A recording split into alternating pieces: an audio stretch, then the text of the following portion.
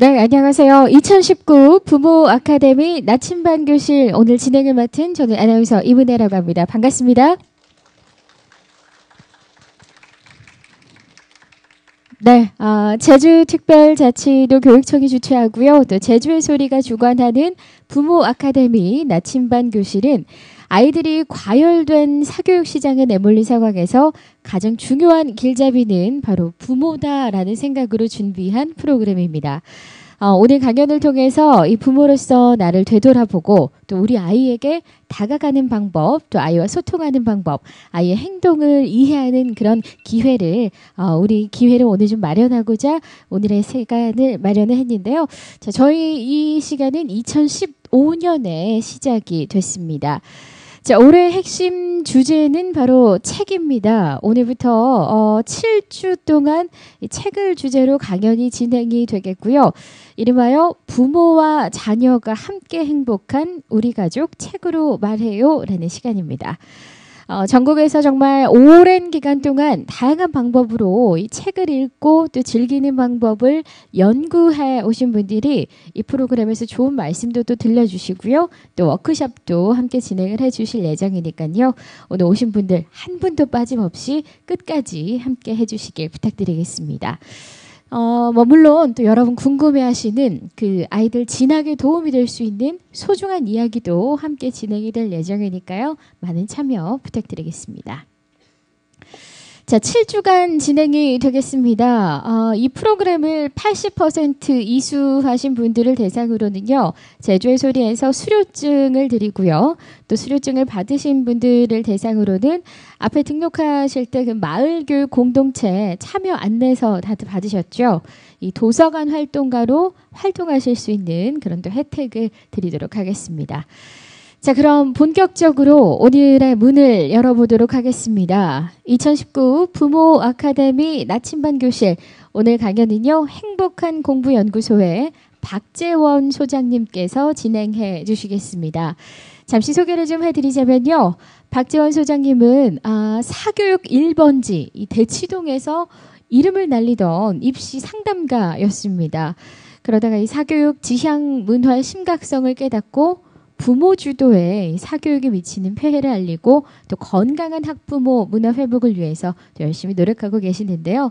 자, 오늘 특별히 또 우리 제주의 학부모님들을 위해서 함께해 주셨습니다. 오늘 강연에서는요. 이 부모의 본성을 회복시키고 또 진정한 부모 역할을 가능하게 할 그런 이야기를 또 들려주신다고 하는데요. 학부모들이 잘못 알고 있는 진학과 진학정보 바로잡기라는 주제로 이야기해 주시겠습니다. 사실 우리 어머니들 아이들 공부 안 하고 또 학원 안 가고 이러면 자꾸 불안하고 또 걱정되고 초조하고 엄마들 다들 그러실 텐데요. 오늘 그 불안감 해소해 드리도록 하겠습니다. 자, 우리 박재원 소장님을 여러분의 큰 박수로 모시도록 하겠습니다.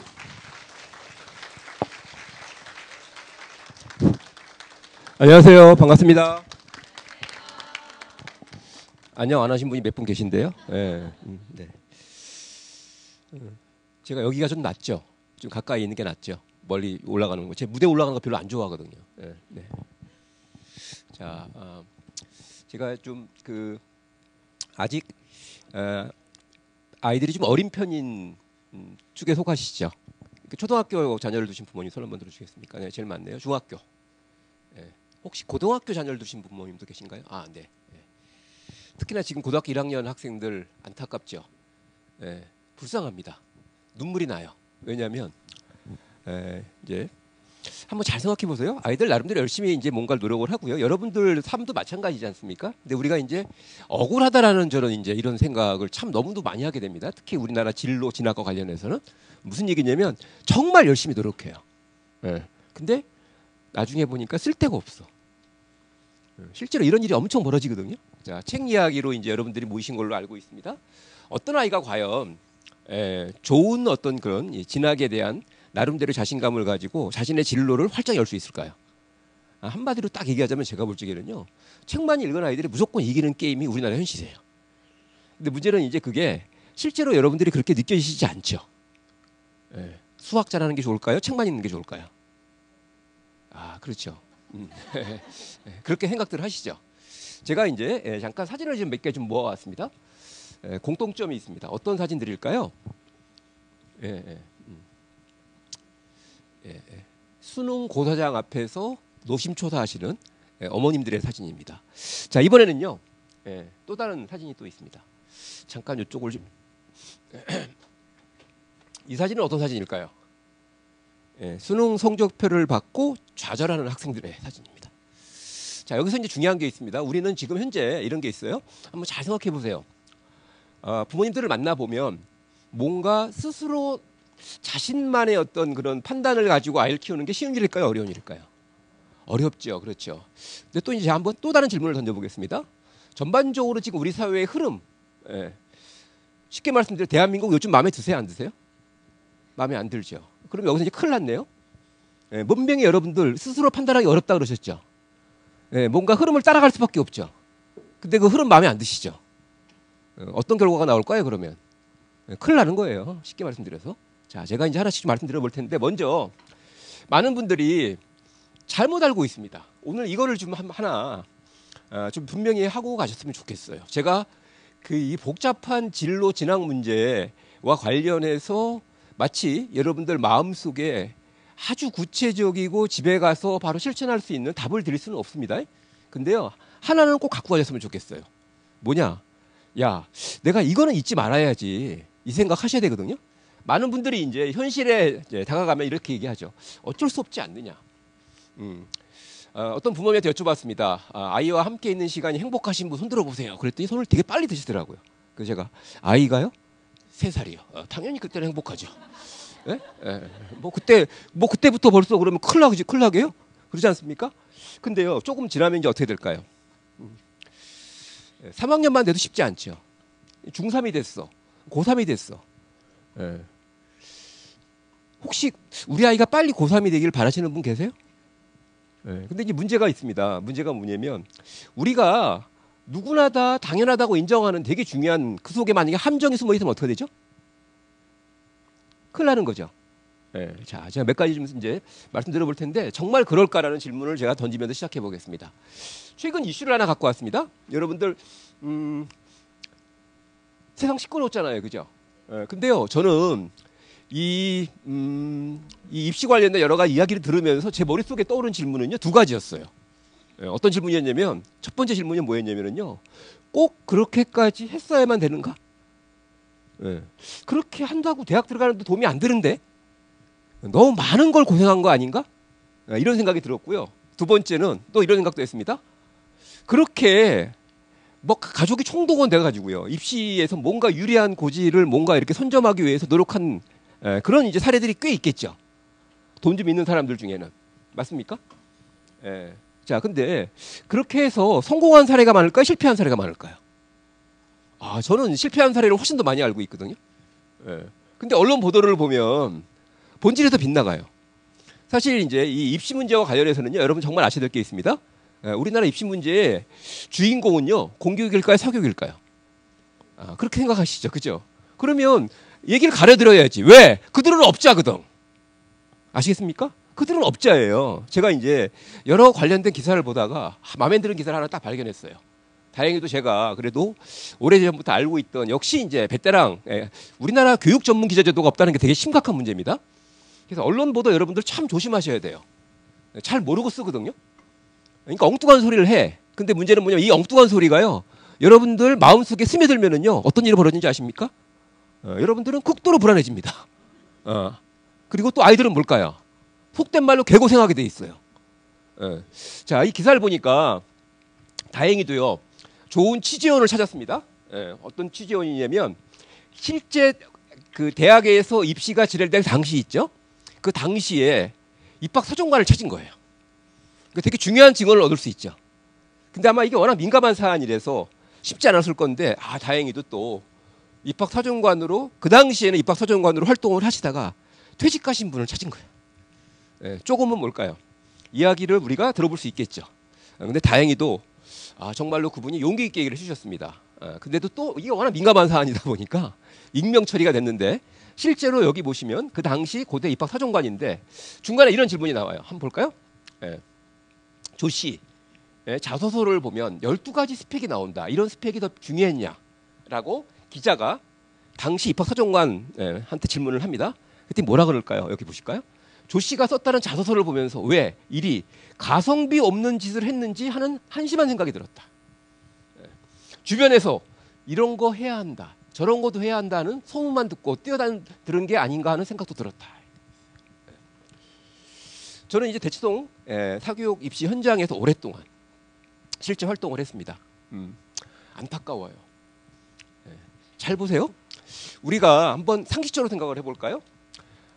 전반적으로 돌아가는 상황을 충분히 파악하고 충분한 고민 끝에 합리적으로 생각을 해도 실수할 가능성이 높은 되게 복잡한 현대사회를 살고 있죠. 맞나요?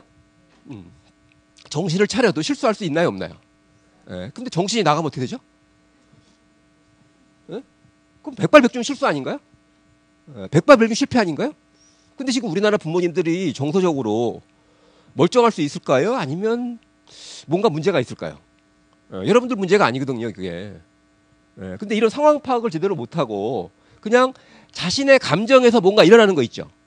제가 먼저 결론으로 한번 잠깐 갔다 오겠습니다. 최악의 부모 역할 모델이 있거든요. 제가 확인한 최악의 부모 역할 모델 뭔지 아세요? 감정과 정보를 아이를 키우면 백발백중 실패합니다. 뭔가 감정이 일어나죠. 근데 자신도 모르죠. 여러분들 감정을 지금 이렇게 다 꺼내가지고요, 믹서로 갈아가지고 성분 분석을 해보면은요, 거기에 몇 가지가 있을 겁니다. 첫 번째, 일단 둘 중에 하나로 구분해보자고요. 부모로서의 자식 사랑, 진정한 부모의 자식을 사랑하는 마음이라는 성분이 좀 있을 거예요, 그죠? 또 반대로 이제 뭔가 주변에서 들은 이야기, 여기 나오잖아요, 그죠? 주변에서 이런 거 해야 한다, 저런 것도 해야 한다. 저는 이걸 갖다가 이제 시장의 논리라고 얘기합니다. 부모의 마음과 시장의 논리. 성분 분석을 하면 어느 쪽이 우세할까요? 예? 여러분들 자신의 마음을 여러분들 믿으시면 안 돼요. 이게 어쩔 수 없는 우리 현실이에요. 내 마음 나도 몰라. 근데 그 마음을 누가 조정할까요? 시장이 조정하거든요. 그래서 그 시장이 유발하는 감정을 따라서 되게 재밌게도요, 그렇게 되면 그분들에게 보이는 정보가 있죠. 그러니까 예를 들면 이런 겁니다. 아주 불안한 상태에서 눈에 확 들어오는 정보와, 또 반대로 내가 좀 그래도 희망적이야, 뭔가 자신감도 있고, 그때 눈에 들어오는 정보는 같을까요, 다를까요? 완전히 달라요. 제가 좀 뒤에 또 보여드리겠습니다. 실제로 여기서 이제 문제가 되는 게 뭐냐면 이런 거예요. 이제 오늘부터 중요한 프로그램을 진행을 하시는데 정말 아이들 책과 가깝게 지내야 됩니다. 그러려면은요, 중요한 게 있어요. 책 많이 읽는 게 좋을까요? 아니면 적게 읽는 게 좋을까요? 많이 읽는 게 좋죠. 그렇죠. 근데 그 정도로는 안 돼요. 정말로 책 속에서 아이들의 인생의 길을 찾을 정도로 뭘까요? 집중하셔야 됩니다. 근데 집중하려면 제일 중요한 게 있죠. 이 집중력이 떨어지는 사람들이 갖고 있는 하나의 병폐가 있어요. 문제는 뭐냐?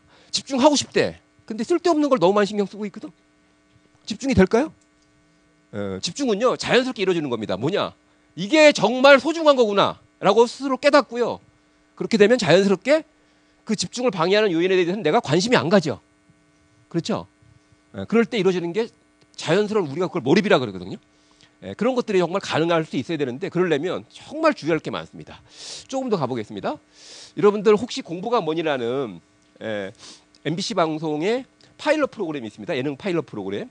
지금 2회인가 방송됐나요? 3회가 방송됐는지 잘 모르겠는데 1회 방송을 제가 우연히 봤어요. 너무 끔찍하더라고요. 여기 보시면 우리나라 한 영화 배우인가요? 아이가 셋인데 그 아이들이 시간표예요.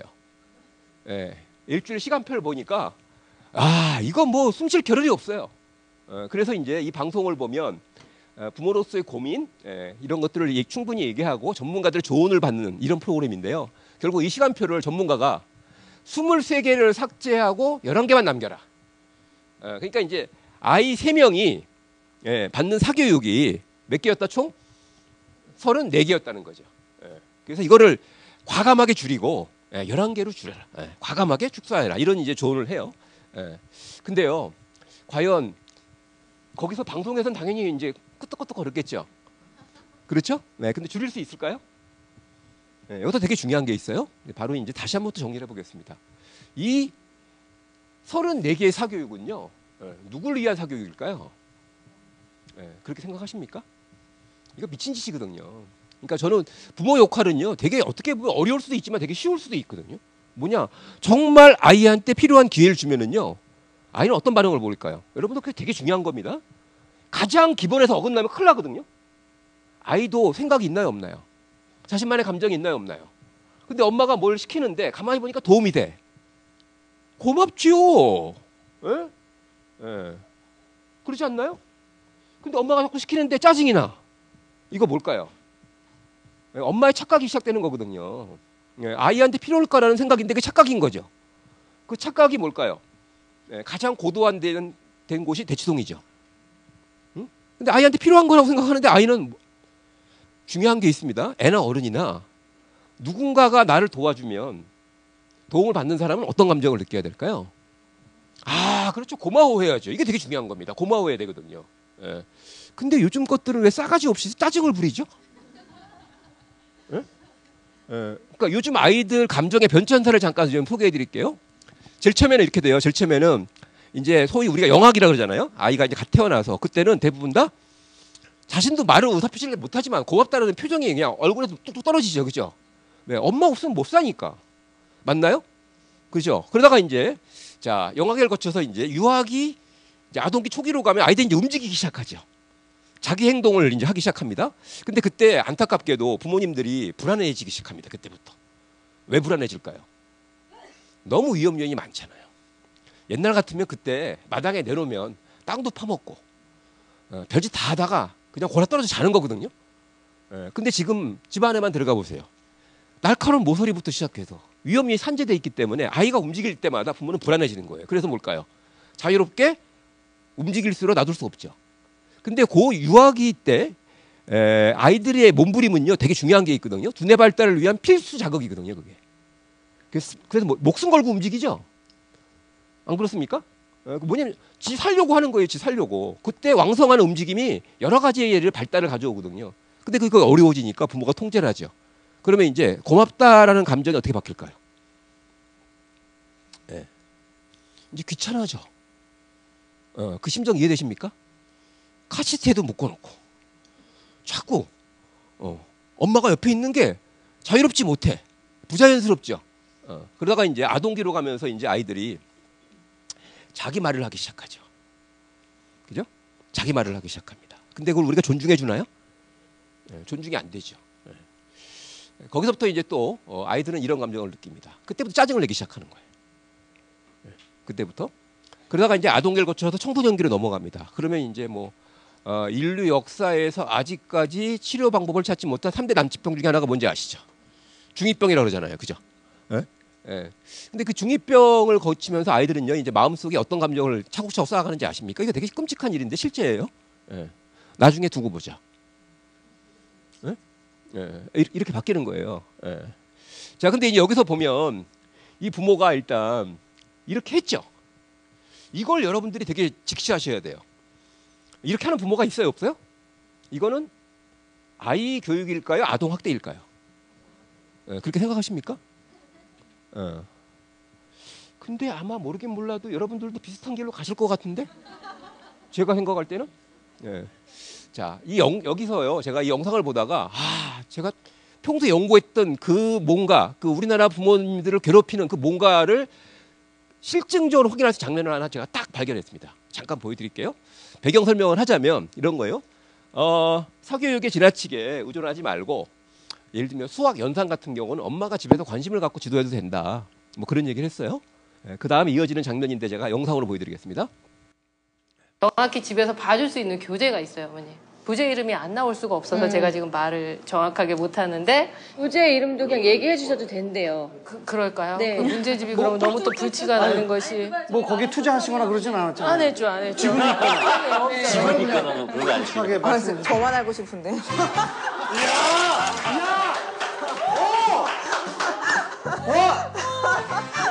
저 삐 처리해주세요.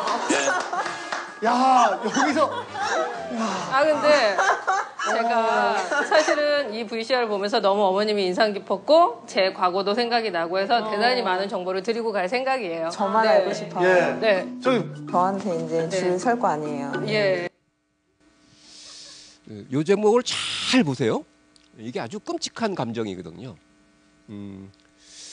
자기만 알고 싶다. 뭐 여기까지는 제가 뭐 그럴 수 있다. 근데 다른 부모들을 자기 앞에 줄 세우고 싶어 하죠. 예. 그 왜 그럴까요? 예? 예. 그러니까 여러분들 이거 오랫동안 고민해서 답을 찾으셔야 됩니다. 여러 가지로 설명할 수 있는데 기존에 나와 있는 용어로는 설명이 안 되더라고요. 그래서 제가 찾은 개념이 뭐냐면 바로 이겁니다. 예. 뭐냐? 입시 감정이라는 거예요. 입시 감정. 예. 보통 우리가 이제 부모들끼리 대리전을 치른다 이런 얘기 많이 하시잖아요. 그죠? 예. 그래서 실제로 보면 우리나라 부모 역할은요. 아이의 성장 발달을 위한 부모 역할일까요? 아니면 사교육 소비자 심리일까요? 예. 또 중요한 게 있습니다. 부모로서 아이를 보호해야 될 책임이 있죠. 예. 그런 보호자로서의 역할일까요? 아니면 부모들 사이에 뭘까요? 예. 집단 경쟁일까요? 예. 이거 무서운 겁니다. 이 집단 감정, 입시 감정이 일종의 집단 감정인데요. 주의하셔야 될 게 있습니다. 우리 역사에서 유래를 찾아보면 지역 감정이 있죠. 예. 망국적인 지역 감정과 되게 유사해요. 인간의 합리성 완전히 박탈합니다. 사람을요 맹목적으로 만들어요. 예. 그래서 중요한 건 뭐냐면 그렇게 가면 자기가 피해를 보는 거 알아. 근데 못 벗어나요. 인류 역사를 보면은요 비슷한 게 하나 있습니다. 예. 히틀러가 독일 국민을 인종 감정으로 인종주의를 물들였죠. 예. 저는 그거랑 비슷하다고 봐요. 예. 실제로 지금 이제 많은 일들이 벌어지고 있는데 여러분들이 중요한 게 있습니다. 정말 아이를 위해서 내가 필요한 역할을 할 수 있을까? 저는 거기에 대해서 확신을 갖고 있는 대한민국 부모는 없다고 봅니다. 보통 이렇게 얘기하거든요. 문제 아이는 없고 문제 부모만 있다. 이런 얘기 들어보셨죠? 저는 그 말을 지워버리고 싶어요. 말도 안 되는 소리 짓거리지 마라. 제가 만난 모든 부모 아이 사이는 훌륭합니다. 네? 그러니까 여러분들이 아이를 사랑하는 마음이 있나요? 없나요? 그걸 여러분들이 그 아이를 낳았기 때문이죠. 그거 누가 대체할 수 있나요? 없나요? 흉내낼 수 있나요? 없나요? 네, 근데 중요한 게 있어요. 그 만남이 어디서 이루어지죠? 사회에서 이루어지고 있죠. 우리 사회에 영향을 받나요? 안 받나요? 네, 그래서 저는 이렇게 생각합니다. 문제 아이도 없어요. 문제 부모도 없습니다. 네, 문제 사회만 있을 뿐이거든요. 네, 근데 여기에 대한 인식이 부족하면 어떻게 되죠? 예, 문제 사회를 비판적으로 바라보고 나를 믿고 아이를 믿고 서로를 지키면서 가면 제가 볼 때 아무 문제가 없는 게 부모의 힘이에요. 동의하십니까? 근데 착각이 일어나. 내가 문제가 있는 것 같거든. 우리 아이도 문제가 있는 것 같거든. 그러니까 이러면서 이제 자신을 믿지 못하고 아이를 믿지 못하죠. 그 순간은 뭘까요? 문제 사회에 그 오염 물질이 여러분들 마음속에 그대로 들어옵니다. 그러면 이제 이런 거죠. 아이가 되게 훌륭하게 잘 크고 있어. 자신만의 삶의 방향을 잡고 잘 가고 있는데 그 오염 물질에 오염된 부모는 딱 보면서 쟤는 왜 저렇게 쓸데없는 데 신경을 쓰지? 네? 네. 또 부모도 마찬가지예요. 정말 아이에 대한 믿음이 생기고 어느 순간 이게 더 이상 내가 이렇게 힘들게 가면 안 되겠구나 이렇게 마음이 먹었다가도 좀 이따 보면 내가 진짜 부모로서 책임을 다하고 있나? 나중에 아이가 나를 원망하면 어떡하지? 네. 이런 감정이 들어요. 자, 조금 더 가보겠습니다. 우린 다르게 살기로 했다라는 제목의 책이 있는데 이 책도 한번 여러분들 꼭 읽어보시면 좋을 것 같아요. 지금 현재 우리나라 현실을 한번 제가 정리해봤습니다. 공교육을 버리고 사교육으로 각자 도생의 길을 가고 있다. 동의하십니까? 동의하지 않는 분. 네? 여기에 동의하지 않는 분 손 한번 들어보세요. 네. 그러니까 되게 안타까운 게 그 전 세계적으로요. 이 부모 역할은 나라마다 좀 차이가 있지만은요. 바로 죄송한데 우리가 제일 지독하거든요. 네. 예를 들면 우리가 보통 흔히 교육 선진국이라고 얘기하는 곳이 있죠. 북유럽. 거기 가면 아마 이 자리에 이런 자리가 만들어진 것을 거기에 있는 학부모들은 이해를 못할 걸요. 네. 도대체 이 사람들이 여기서 뭐 하지? 이럴 거예요. 왜냐하면 거기는 부모 역할이 전통적인 보호자 역할이에요. 양육자로서 역할을 좀 하다가 교육자로서 역할을 우리는 대부분 하고 계시죠. 여러분들이 신경 쓰고 계시잖아요. 그죠? 우리나라 여러분들은 지금 학교 교장 역할을 하고 계시는 거 맞죠? 아닌가요? 아니 여러분들 저는 우리나라에 학교 3개가 있다고 보거든요. 지금 공교육이 있죠. 학교. 그다음에 방과 후 학교가 있죠. 그다음에 가정학교가 있지 않나요? 그 학교의 교장은 누구죠? 여러분들 맞습니까? 왜? 여러분들 시간표 짜잖아요. 시간표 짜서 시간표대로 애들 움직이지 않나요? 근데 거기서 가장 강력한 학교는 아이한테 실제로 영향을 미치는 것은 사교육일까요? 공교육일까요? 그렇죠. 자, 근데 이제 중요한 게 있습니다. 그러면 이렇게 해서 이제 결국은 입시라는 긴 여정을 떠나는 거죠. 예, 동의하시죠? 예, 여러분들 입시제도 오늘 제가 자세히 설명드릴 시간은 없을 것 같아요. 정확히 아셔야 됩니다. 예, 앞에 보신 것처럼 우리나라 입시에서 가장 중요한 성공 포인트가 뭔지 아세요? 지금 현재 쓸데없는 거 안 하는 게 성공 포인트라는 거 모르시죠? 쓸데없는 거 안 하면 무조건 이기는 게 지금 입시예요. 다들 애들이 정신 나갔거든. 애들이 불안하거든. 부모는 더 불안하고. 그러니까 뭘까요? 이것저것 다 하는 거예요. 근데 정작 대학에서 원하는 것은 정해져 있거든. 제가 하나만 여쭤보겠습니다. 대학에서요, 학생을 면접을 봅니다. 그러면 여러분들이 한번 스스로 이 감을 잘 잡으시면 되게 좋은데, 여러분들이 스스로 일상을 할 때, 예를 들면 이런 겁니다. 내 저녁 식사를 준비하고 있어. 근데 오늘은 정말 기분도 좋고 내가 진짜 맛있는 요리를 좀 멋지게 해가지고 우리 가족들과 즐겁게 한 끼 식사를 하고 싶은 거야. 그런 뭔가 마음이 일어났어. 뭐 그런 마음이 자주 일어나진 않겠죠, 그죠? 근데 그런 마음이 일어났어. 그래서 이제 식사할 준비를 막 합니다. 이럴 때 여러분들 한번 어떤 느낌인지 아시죠? 그때 뭔가 있죠. 여러분들 마음속에 있는 게 있나요, 없나요? 그거와 잘 보세요. 또 때가 왔네. 이거 또 한 끼를 때워야 되네. 어떡하지 이거? 귀찮아 죽겠어. 근데 어쩔 수 없이 저녁을 준비해야 되죠. 근데 차이가 있나요, 없나요? 이 차이가 입시의 결과를 결정하는 99%라고 보시면 돼요.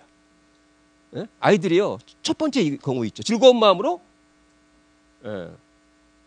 입시를 준비해야 되거든요. 그래야지만 그게 남겠죠, 그죠? 아닌가요? 근데 우리나라 입시는 어떤지 아시죠? 죽지 못해도 하는 거거든. 맞지 못해도 하는 거거든. 자, 그러면 이제 그 입시에서 주인공은 누굴까요? 여러분일까요? 아니면 학원 원장일까요? 누가 이익을 볼까요? 잘 보셔야 됩니다. 무슨 얘기냐? 그래서 저는 이제 수험생 학부모들을 위한 다른 입시는 없을까? 다른 진로는 없을까? 이걸 이제 끊임없이 고민하고 연구하는 사람입니다. 오늘 제가 이제 좀 다른 입시로 가는 길. 근데 사실은 이거 입시 설명회가 아니기 때문에 여러분들의 기본적인 개념이나 이런 것들을 좀 정리를 해서 주의하셔야 되거든요. 정말 이런 겁니다. 저 어머님 그 길로 계속 가시면 안 되는데, 정말 안 되는데, 한 발짝 더 내지면 낭떠러진대. 이런 일들이 벌어지고 있어요. 지금 실제. 자, 책 좋아하시는 분들 유발 하라리, 사피엔스 읽어보신 분들 있죠. 이분이 이제 우리나라 언론과 인터뷰를 하면서 이렇게 얘기를 했습니다. 누군가 모든 것을 안다고 믿는 순간 스스로 답을 얻으려는 노력을 멈추게 되고, 위대한 수능 구루가 틀린 답을 내놓아도 그 답을 그대로 받아들이게 된다. 늘 질문하고 답을 찾으려는 자세를 가져야 한다. 이렇게 얘기를 했어요. 그래서 이 사람 너무 뻔한 얘기를 하는 거 아닌가? 근데 제가 이제 이 기사를 보면서 이분의 이런 얘기를 들으면서 좀 실망을 했어요. 우리나라 부모들은요, 여기서 한 발 더 나가야 됩니다. 왜 그런지 아십니까? 바로 이겁니다. 자신의 이익을 위해 상대방을 이용하려면은요, 제일 확실한 방법이 뭐죠? 질문을 바꿔버려. 질문을 바꿔버려. 예를 들면 이런 겁니다. 수학에 관한 질문 한번 제가 여러분들한테 익숙한 질문 한번 해볼게요. 수학을 잘하면 좋죠. 그렇게 생각하십니까? 그 생각이 틀렸죠. 수학은요, 필요한 만큼만 해야 돼요. 아십니까? 필요한 만큼만 해야 돼. 필요한 만큼만. 여러분들의 수학에 대한 추억을 잠깐 조사해 볼까요? 학창 시절 수학과 친해지셨습니까? 아니잖아요, 그죠? 근데 거기서 되게 중요한 질문을 해야 되거든요. 왜 우리는 수학을 싫어하게 될까? 많이 했기 때문이에요. 쓸데없이. 더 중요한 질문. 많이 해갖고 실력이 나아지셨습니까? 괜히 수학만 싫어졌죠? 애꿎은 수학만 미워하게 됐어. 그럼 뭘까요? 정말 우리 아이한테 맞는 수학이 뭘까? 우리 아이한테는 어느 정도의 수학이 필요할까? 이렇게 질문이 바뀌어야 되죠. 근데 무조건 수학이 중요하대. 헌법조항에서 추가된 거 혹시 아세요? 수학 관련된 내용이. 예체능은 초등학교 3학년 때까지 끝내고 4학년 때부터 수학이 올인해라 라는 헌법조항을 만드셨더라고요. 우리나라 학부모님들이. 그거 안 지키면 큰일 난대요. 자, 그래서 제가 이제 오늘 좀 몇 가지 좀 지금 아직까지 초등학교 부모님들한테 멀게 느껴지시지만 이거 먼 얘기가 아니거든요. 왜냐하면 분명히 방향이 있죠. 예를 들면 이런 거예요. 우리 아이가 지금 되게 즐겁게 행복하게 책 읽기에 몰입하고 있어. 옆에서 지켜보는 나도 되게 행복해. 근데 조금 지나면 불안해질 것 같아. 이러면 안 되죠. 그렇잖아요, 그죠? 정말 우리 아이 행복한 모습 속에 미래가 있어. 나도 정말 잘하고 있어 지금. 왜? 이렇게 가면 오늘도 행복하고 내일도 희망적일 거거든. 근데 이제 되게 두려운 게 있죠. 오늘 행복한 것까지는 괜찮아, 그죠? 근데 계속 행복할 수 있을까? 이런 두려움이 있나요, 없나요? 아이가 되게 책을 읽으면서 즐거워해. 근데 거기에다가 뭔가 좀 학습적인 요소가 좀 들어갔으면 좋겠어. 그리고 그림책도 이제 좀 그림책 좀 그만 읽고 글밥 많은 책 좀 읽으면 어떨까? 또 책을 읽고 즐거워서 막 떠드는데 떠들지 말고 독후감 좀 쓰면 어떨까? 또 책을 막 넘기는데 저러지 말고 정독을 하면 얼마나 좋을까? 이러면서 이제 결국은 중요한 게 뭐냐면 이러면서 이제 어려워지는 거예요. 제 생각은 이렇습니다. 아이 충분히 잘할 수 있는 모든 아이들은 자신의 삶을 충분히 살아갈 수 있는 충분한 잠재력을 갖고 태어나고요. 또 그 아이를 낳은 여러분들도 충분히 훌륭한 부모가 될 수 있는 잠재력이 있어요. 근데 문제는 뭐냐면 생각이 잘못되고 자신도 모르게 내 감정이 오염되고 이러면서 뭘까요? 중요한 게 쓸데없는 걸 자꾸 하게 되는 거야. 잘 가고 있으면 만족해야 되죠. 맞나요? 만족해야 되는데 만족이 안 돼. 불안해져. 그러면 그 일에 몰입할 수 없죠. 그냥 내일은 어떻게 되든 오늘 저녁 한 끼 우리 멋지게 한번 가족끼리 즐겁게 시간을 보내자. 이러면 되는데 이거 괜히 요리 잘했다가 또 내일 저녁에 또 해달라 그러면 어떡하지? 뭐 이런 것부터 시작해가지고 좌우지간. 자, 그때 제가 이제 몇 가지 질문을 드려볼까요? 여러분들 대학 입시는 복잡하다고 생각하십니까? 그러면 이제 여러분들 벌써 이제 말리는 거예요, 속된 말로. 복잡하면 학교 선생님하고 상담해서 풀 수 있을까요? 아니면 사교육 전문가를 만나야 될까요? 그렇죠. 그럼 벌써 사교육 전문가 만나면 여러분들은 백발백중 먹잇감인데? 백발백중 낚이는데? 수학을 최소한으로 줄여야지만 좋은 대학 갈 수 있는 애들이 생각보다 많습니다. 아세요? 수학을 최소한으로 줄여야지만, 특히 책 좋아하는 아이들 있죠. 그런 아이들 중에 상당수는요, 수학으로부터 이 아이를 보호해 줘야 돼요.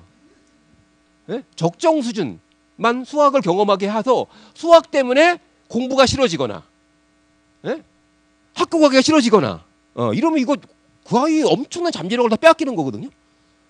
이 얘기는 뭐냐면 대학이 그렇게 생각하는 거예요. 여러분들 혹시 학창시절에 배운 수학이 인생 사는 데 도움이 됐다 이런 분 계십니까? 없죠. 거기서부터 출발해 보세요. 그럼 마찬가지거든요. 대학 전공도 마찬가지거든요. 수학이 필요한 전공이 생각보다 그렇게 많지 않거든요. 그럼 대학에서는요 이런 거거든요. 대학에 와서 성장해서 나름대로 대학에 뭔가 기여할 수 있는 사람을 뽑겠죠. 아닌가요? 그럼 당연히 수학을 다 요구할까요? 예를 들면 이런 겁니다. 국문과 교수가 학생부 종합전형이라는 거 아시죠? 그게 뭔지 아세요? 그 본질이? 저는 오늘 입시제도를 얘기하는 게 아닙니다. 입시제도 뭐 찬반을 얘기하는 게 아니고요. 흐름을 말씀드리는 건데 이런 겁니다. 여러분도 잘 생각해 보세요. 왜 학생부 종합전형을 다수 대학, 특히 상위권에 상당히 많은 대학들이 학종으로 다 뽑으려고 하거든요. 왜 그럴까요? 뒤에 설명을 드리겠습니다. 아주 상식적으로 이제 생각해 보세요. 여러분들 점점 사람 뽑기 어려워지는 거 맞죠? 옛날처럼 여유가 없잖아요. 그죠? 잘못 뽑으면 안 되죠? 그건 대학도 마찬가지겠죠. 근데 사람도 안 보고 사람을 뽑아요? 가능하다고 생각하십니까, 여러분들? 사람 보겠다는 게 학종이에요. 아시겠죠? 사람을 만나봐. 근데 만나봤는데 서류를 딱 보니까 어떤 학생이 어릴 때부터 정말 시와 깊은 사랑에 빠졌어. 이미 수백 편의 습작이 있어. 그런 학생을 딱 발견했어요. 나는 국문과 교수야. 근데 요즘 애들 중에 상당수가 국문과 왜 오냐 그러면 점수 맞춰서 온 애들이 더 많거든. 그리고 또 조만간 또 떠날 것 같아. 취업이 안 된다니까. 이런 애들을 흔히 만나는데 야, 이 아이 딱 뽑으면 정말 그 아이와 행복하게 뭔가를 해볼 수 있을 것 같아. 그런 느낌이 드는 아이한테 너 수학 성적이 몇 점이냐고 물어보고 싶을까요? 물어볼까요? 그런 일은 벌어지지 않습니다. 또 하나 중요한 게 있습니다. 이제 또 중요한 게 이런 거예요. 그러니까 아까 말씀드린 것처럼 입시가 정말 초등학교 때 정말 필요한 조기 교육이 입시 교육이거든요. 자, 수시와 정시가 있죠. 이걸 이렇게 생각하시면 됩니다. 야구와 축구가 있죠. 같은 운동이죠. 근데 종목이 다르죠. 둘 다 하면 되나요, 안 되나요? 안 되죠. 수시와 정시도 입시죠. 종목이 달라요. 둘 다 하면 안 되는 거예요. 예를 들어서 우리 아이가 특정 분야에 아주 탁월한 관심이 있다. 그럼 주로 수시에서 나름대로 자기 길을 진학의 길을 찾아야 됩니다. 그러면 뭘까요? 장점을 살리면서 충분히 행복하게 학창 시절을 보내고 그걸 경쟁력으로 삼아서 뭘까? 충분히 원하는 대학 갈 수 있어요. 근데 만약에 정시로 간다 그러면 어떻게 될까요? 예. 정시는 성적 경쟁을 해야 되죠. 그러면 중요한 게 있습니다. 장점을 살리는 입시가 있고요. 단점을 극복해야 되는 입시가 있어요. 정시로 만약에 대학을 가려고 한다. 그럼 무조건 수학해야 됩니다. 문이과 뭐 가릴 필요 없이. 그러니까 이게 다른 거예요. 지금 공부가 완전히 다른 거예요. 예. 그러니까 우리 아이가 제가 얼마 전에 만 5세짜리 입시 컨설팅을 해준 적이 있습니다. 예. 배경 설명을 들어보세요. 제가 지나가다 우연히 봤는데요. 걔는 딱 보는 순간 언어 영재예요. 예? 예. 소위 말해서 서번트 신드롬이야. 완전히 타고난 영재예요. 근데 엄마 표정을 제가 지나가면서 보니까 엄마 표정이 안 밝아. 얘는 이미 뭘까요? 외국어도 상당 부분 뭘까요? 자연스럽게 익히는 아이예요. 근데 문제는 엄마 표정이 안 밝아. 그래서 제가 이제 얘는 이런 아이는 우리 국가의 인재가 될 아이들이거든요. 그래서 제가 너무 안타까워서 저도 이제 사실은 뭐 제 팬들이 많이 있습니다. 어느 정도 제 얼굴 아는 사람이 많거든요. 그분한테 제가 혹시 제가 뭐 어떤 사람인데 잠깐 좀 아이 때문에 조언을 해드려도 됩니까? 그랬더니 저를 알아보더라고요. 그래서 이제 카페를 가서 얘기를 했어요. 얘기를 해보니까 이분 이제 마음속에 뭐냐면 애가 연산이 안 된대 지금. 구구단을 지금 외우기 시작했는데 1년째 지금 그걸 헤매고 있다는 거야. 에? 그래서 이제 그게 아이 엄마 마음속에요. 깊숙이 박혀 있는 거야. 그러니까 얼굴 표정에 그게 드러나는 거죠. 그래서 제가 이제 자세하게 입시 원하는 데 어딥니까? 대학까지 정해가지고요. 그 대학교에 무슨 과에 수시에 무슨 요강 입시 요강까지 다 분석해서 지금 이 아이는 정말 잘 가고 있습니다. 이 대학 가면 되죠. 그럼 됐죠. 근데요 거기 가려면은요 얘 지금 수학 시키면 안 돼요. 명확하게 보여줬죠. 실제로.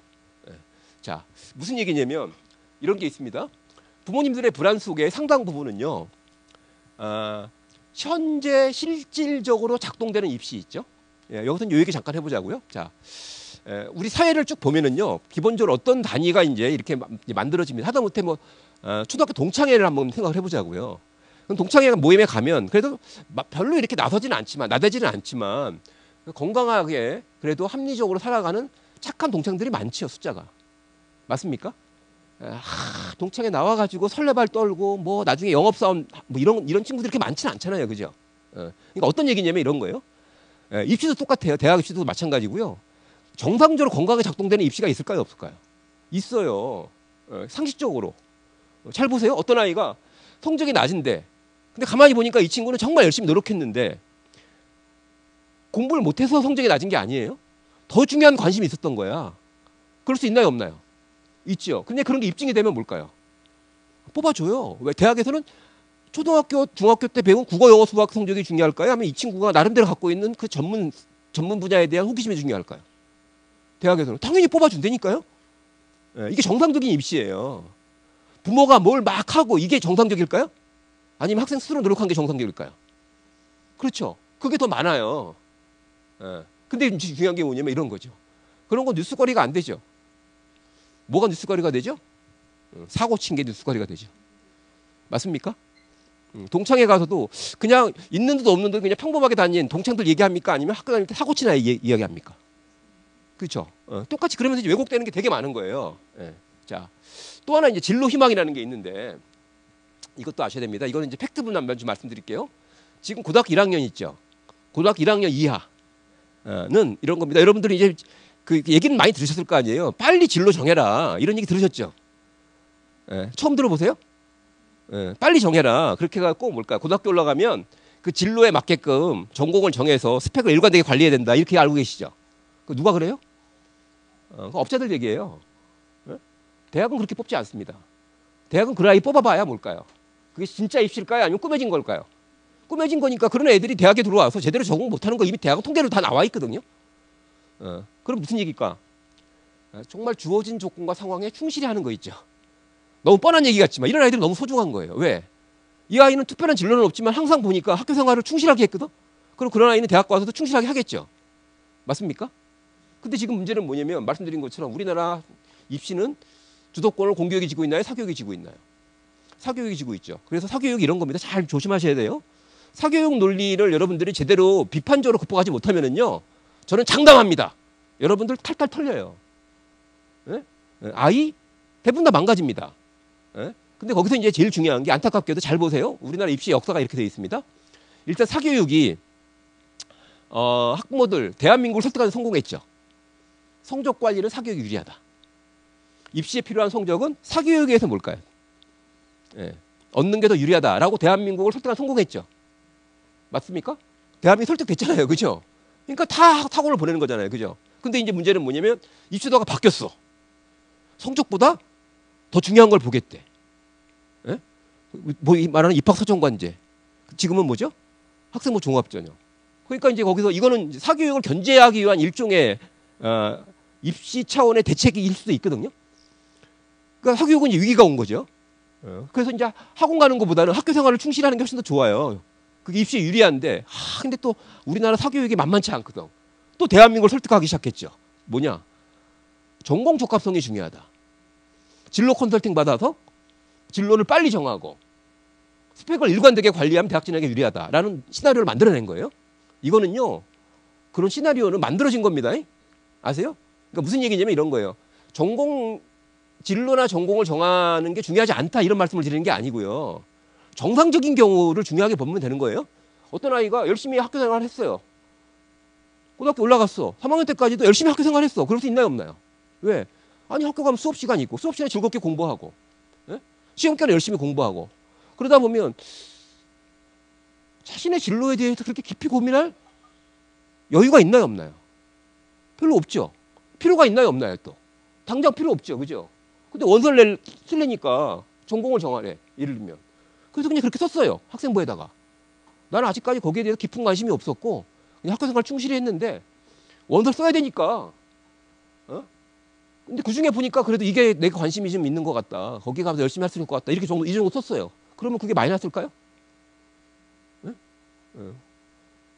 어떤 애 보니까 자기는 엄마 뱃속에서부터 의사가 되기로 결정돼 있었대. 이런 경우하고 어떤 게 더 대학에 어필할까요?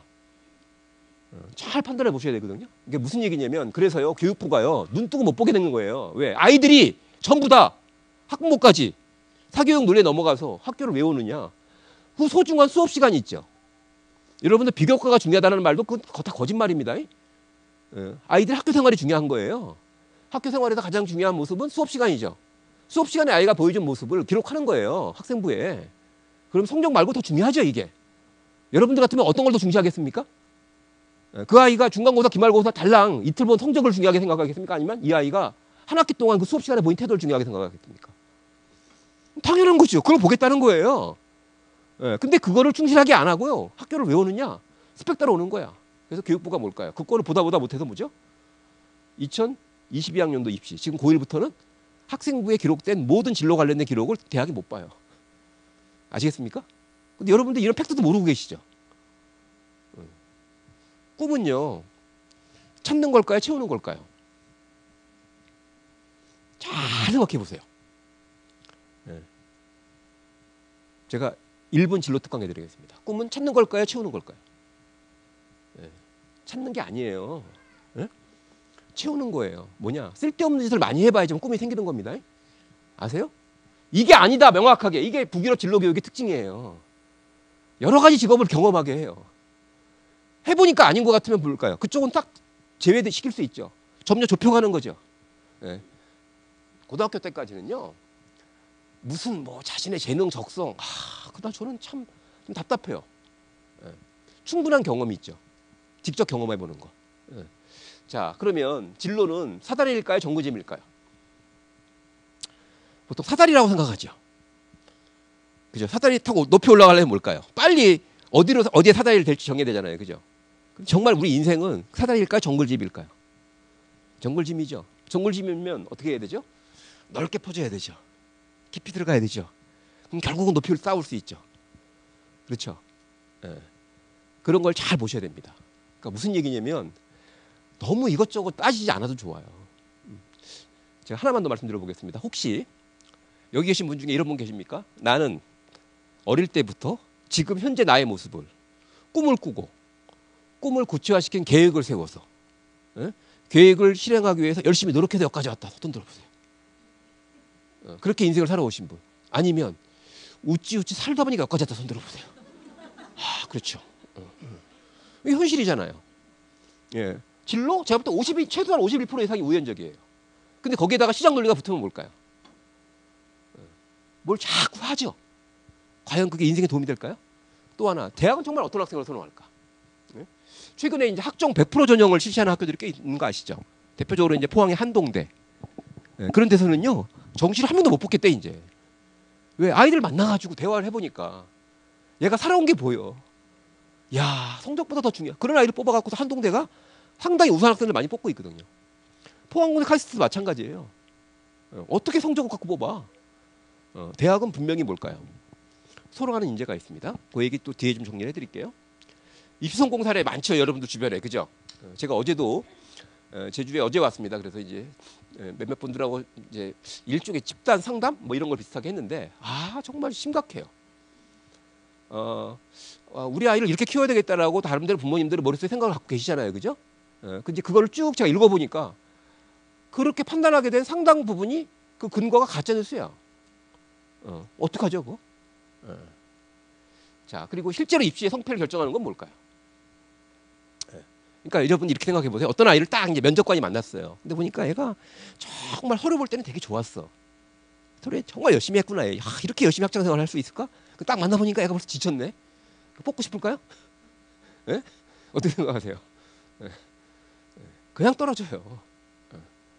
입시 고상만 하다가. 자, 이런 얘기들을 할 텐데 먼저 이제 몇 가지 제가 좀 어떻게, 사실 제가 조금 전에도 막 강의자로 투자하는 거 보셨죠? 제가 지금 사실은 어떤 얘기를 해드려야지만 정말 도움이 될까 고민하다가 이제 지금 상황을 좀 충분히 여러분들한테 인식시키는 거 있죠. 그러니까 이런 겁니다. 지금 우리 전쟁 상황이에요. 그럼 욕심 부리면 안 되죠. 전쟁터에서 돈 벌겠다 그러면 되나요, 안 되나요? 일단 안전하게 목숨부터 지켜야 되죠. 근데 지금 되게 평화로운 시기야. 근데 괜히 사람들한테 시비 걸고 싸움을 일으키려고 하면 안 되죠. 그런 거랑 비슷한 건데요. 특히나 우리나라 부모님들이 이제 처해 있는 상황이 있습니다. 그 중에 중요한 게 뭐냐면, 우리 아이는 잘 가고 있는데 확신을 가지려면은요, 부모가 머릿속에 있는 정보가 오염된 정보가 있으면 안 되죠. 대표적인 거 하나 소개해드려 보겠습니다. 이제 실제를 좀 보여드릴게요. 어떤 거냐면 2016년 기사인데 동아일보 기사입니다. 동아일보에 이런 게 난 거예요. 서울대 학생부 종합전형 지원자 스펙. 여러분들도 궁금하시죠? 궁금하지 않으세요? 아니, 이제 예를 들면 예전 학부모님들이 경험한 입시는 숫자 노름이잖아요. 숫자 노름. 그죠? 그러니까 합격선이라는 게 있고 명확하잖아요. 그죠? 근데 요즘 애들은 도대체 뭐가 어떻게 붙는지, 그래서 정말 책을 많이 읽으면 뽑아줄까? 이런 의문이 드세요, 안 드세요? 들죠? 당연히 이제 그런 궁금증이 생기면 당연히 누군가는 뭘까요? 그 궁금증에 답을 줍니다. 그러면 뭘까? 여러분들을 설득하기가 쉽잖아요. 그죠? 그래서 이제 자, 동아일보에 서울대 학생부 종합전형 지원자 스펙을 쭉 정리한 기사가 났습니다. 그들 주장으로는 수도권에 있는 주요 고등학교에서 직접 자료를 수집해서 서울대에 지원한 그들의 학생부를 분석한 거다. 이렇게 얘기를 하고 있어요. 자, 그러면 재밌게도 한번 생각해 보세요. 이거를 서울대학교가 봤을까요? 안 봤을까요? 동아일보 기사를. 당연히 봤겠죠. 그래서 이제 제가 들은 바로는 반박 기사를 내려고 하다가 괜히 또 이게 또 쉽지 않잖아요. 그죠? 우리나라가 정말 이게 뭐 논란이 생기면 뭐가 진실인지가 중요하지 않죠. 그래서 이제 서울대는 어떻게 했냐면요, 그때부터 결정을 했습니다. 뭐냐면 실제로 우리는 이런 학생을 뽑았다라고 입시 정보가 지나치게 오염돼 있으니까 오염되지 않은 깨끗한 원천 정보를 공개해 버린 거예요. 매년 공개합니다. 그래서 그냥 2016년도 공개를 했어요. 공개한 거를 이제 한 입시 기관에서 이렇게 표를 정리한 겁니다. 두 개가 다 서울대 얘기죠. 제가 이제 비교를 한번 해드릴게요. 자, 보세요. 일단 서울대 발표 자료를 보면 충남 출신 C군 얘기가 있습니다. 이 친구를 이제 내신 성적을 보니까 볼까요? 국어가 단위수는 5단위인데 전체가 4등급입니다. 1학년 때 4등급, 2학년 때 4.5등급, 3학년 3등급. 그래서 평균 4등급을 받았네요. 국어는요. 그죠? 영어 3.62, 수학 1.5, 사회 3.60, 과학 1.87, 생활 3.17. 이렇게 받았죠. 그죠? 생각보다 높지 않죠. 그래서 중요한 게 여러분 잘 보세요. 얘를 만나보니까 괜찮거든. 성적이 중요할까요? 자, 이제 동아일보를 볼겠습니다. 동아일보 보니까 내신 성적이 지역 균형이 있고 일반 전형이 있는데 일반 전형이 약간 낮습니다. 지역 균형보다. 근데 보니까 어찌됐거나 최저치가 몇이죠? 2.0이죠. 그럼 이 친구는 불합격이죠. 그러니까 여러분 이게 우리 현실이에요. 객관적인 팩트 조사는 뭘까요? 정확하지가 않아요. 그러면 이 기사를 봐야 될까요? 아니면 이 기사를 봐야 될까요? 여러분들 만약에 어떤 사람이 이 기사를 딱 봤어. 그러면 우리 아이는 정말로 서울대가 원하는 서울대는 지적 호기심이라는 걸 되게 중요하게 생각하거든요. 지적 호기심. 근데 그 지적 호기심이 학창 시절에 정상적인 아이들에게는 그게 국영수일까요? 다른 분야일 가능성이 높을까요? 그렇죠. 그러니까 다른 분야에서 그걸 마음껏 발전시키면 서울대가 아주 선호하는 인재가 되는데 이 정보를 딱 봤어요. 2.0. 근데 얘가 지금 2.5야. 그러면 그 부모가 이 아이한테 어떻게 할까요? 그 지적 호기심을 발전시킬 기회를 줄까요? 아니면 내신 학원에 보낼까요? 아, 그렇죠. 그럼 걔 이제 망가지는 거예요. 근데 이 친구는 보니까 더 중요한 걸 볼까요? 수상 경력을 보겠습니다. 수상 경력을 보니까 86개가 있네. 네? 여러분들 학창 시절에 학생부에 86개의 수상 실적 기록을 하려면 학교 생활 어떻게 되는지 혹시 상상이 되십니까? 상상이 되시나요? 근데 지금은 이제 한 학기 하나밖에 기록을 못하게 돼 있어요. 근데 지금도 똑같아요. 그 하나가 뭐냐가 또 뭘까요? 중요하다고 떠들어대면서 몇십 개씩 따고 있어요. 자, 근데 중요한 게 있습니다. 실제 사례를 볼까? 이 학생 수상 실적이 몇 개죠? 산수가 지금 안 되고 계십니다. 몇 개죠? 6개죠. 여기 보니까 지금 이 친구 6칸 중에 1칸 비었죠. 5개죠. 이 친구 3칸 비었죠. 3개죠. 달라도? 이럴 때 리액션을 좀 해주셔야죠. 달라도? 너무 다르죠. 그렇죠. 이게 우리 현실이에요. 이게 우리 현실입니다. 제가 앞에 거듭 말씀드렸지만 초등학교 때요. 쓸데없는 거 안 시키는 게 그 아이의 미래를 지키는 방법입니다. 쓸데없는 거 안 시키는 거. 미리 걱정하지 말고 실제로. 자, 결국 이제 팩트를 분석해 보면 이게 우리 현실입니다. 독서와 관련해서도요. 제가 한번 읊어볼까요? 독서와 관련된 잘못된 가짜 뉴스들 엄청 많아요. 독서 활동이 정말 중요할까요? 중요한 아이가 있고요. 독서 활동 시키면 안 되는 아이도 있는 거예요. 예를 들자면 그죠? 학습 만화를 오랫동안 보면 정말 아이가 도움이 될까 안 될까요? 도움이 되는 아이가 있고요. 근데 이제 예를 들면 학습 만화를 보는 게 그럼 전체적으로 나쁜 걸까요? 좋죠. 디지털 미디어보다는 훨씬 더. 자, 학습 만화에서 그러면 소위 말하는 교양 서적으로 넘어가는 게 어려운 일일까요? 쉬운 일일까요? 아주 쉬운 일이에요. 길을 찾으면 돼요. 그러니까 여러분들이 되게 이런 거예요. 지금 잘못된 게 너무 많이 머릿속에 있는 거예요. 자, 간단하게 제가 말씀드려 보겠습니다. 학습 만화는 이제 몇 가지가 있는데 만화라는 매체가 일단 머릿속에 쉽게 다가오는 거죠. 텍스트보다 이미지가 뭘까요? 인간의 본성에 맞거든. 당연히 재미있죠. 그죠? 근데 더 중요한 게 있습니다. 여러분들 되게 중요한 게 스토리가 갖고 있는 매력도 있나요? 없나요? 스토리가. 그것도 인류 역사에서 오래된 왜? 사람은 스토리로 부족을 관리했거든요. 하나의 스토리로. 다 스토리가 있나요? 없나요? 문자 이전에 스토리가 있었을까요? 없었을까요? 있었거든요. 그러면 우리 아이가 매력적인 스토리가 만화를 보면서 이 아이가 매력적으로 반응한 스토리가 나오겠죠. 그죠? 그럼 당연히 뭘까요? 스토리 일체. 그러니까 스토리와 연관된 글밥이 많은 책들을 자연스럽게 넘어가면은요, 애들 자연스럽게 따라와요. 이해되십니까?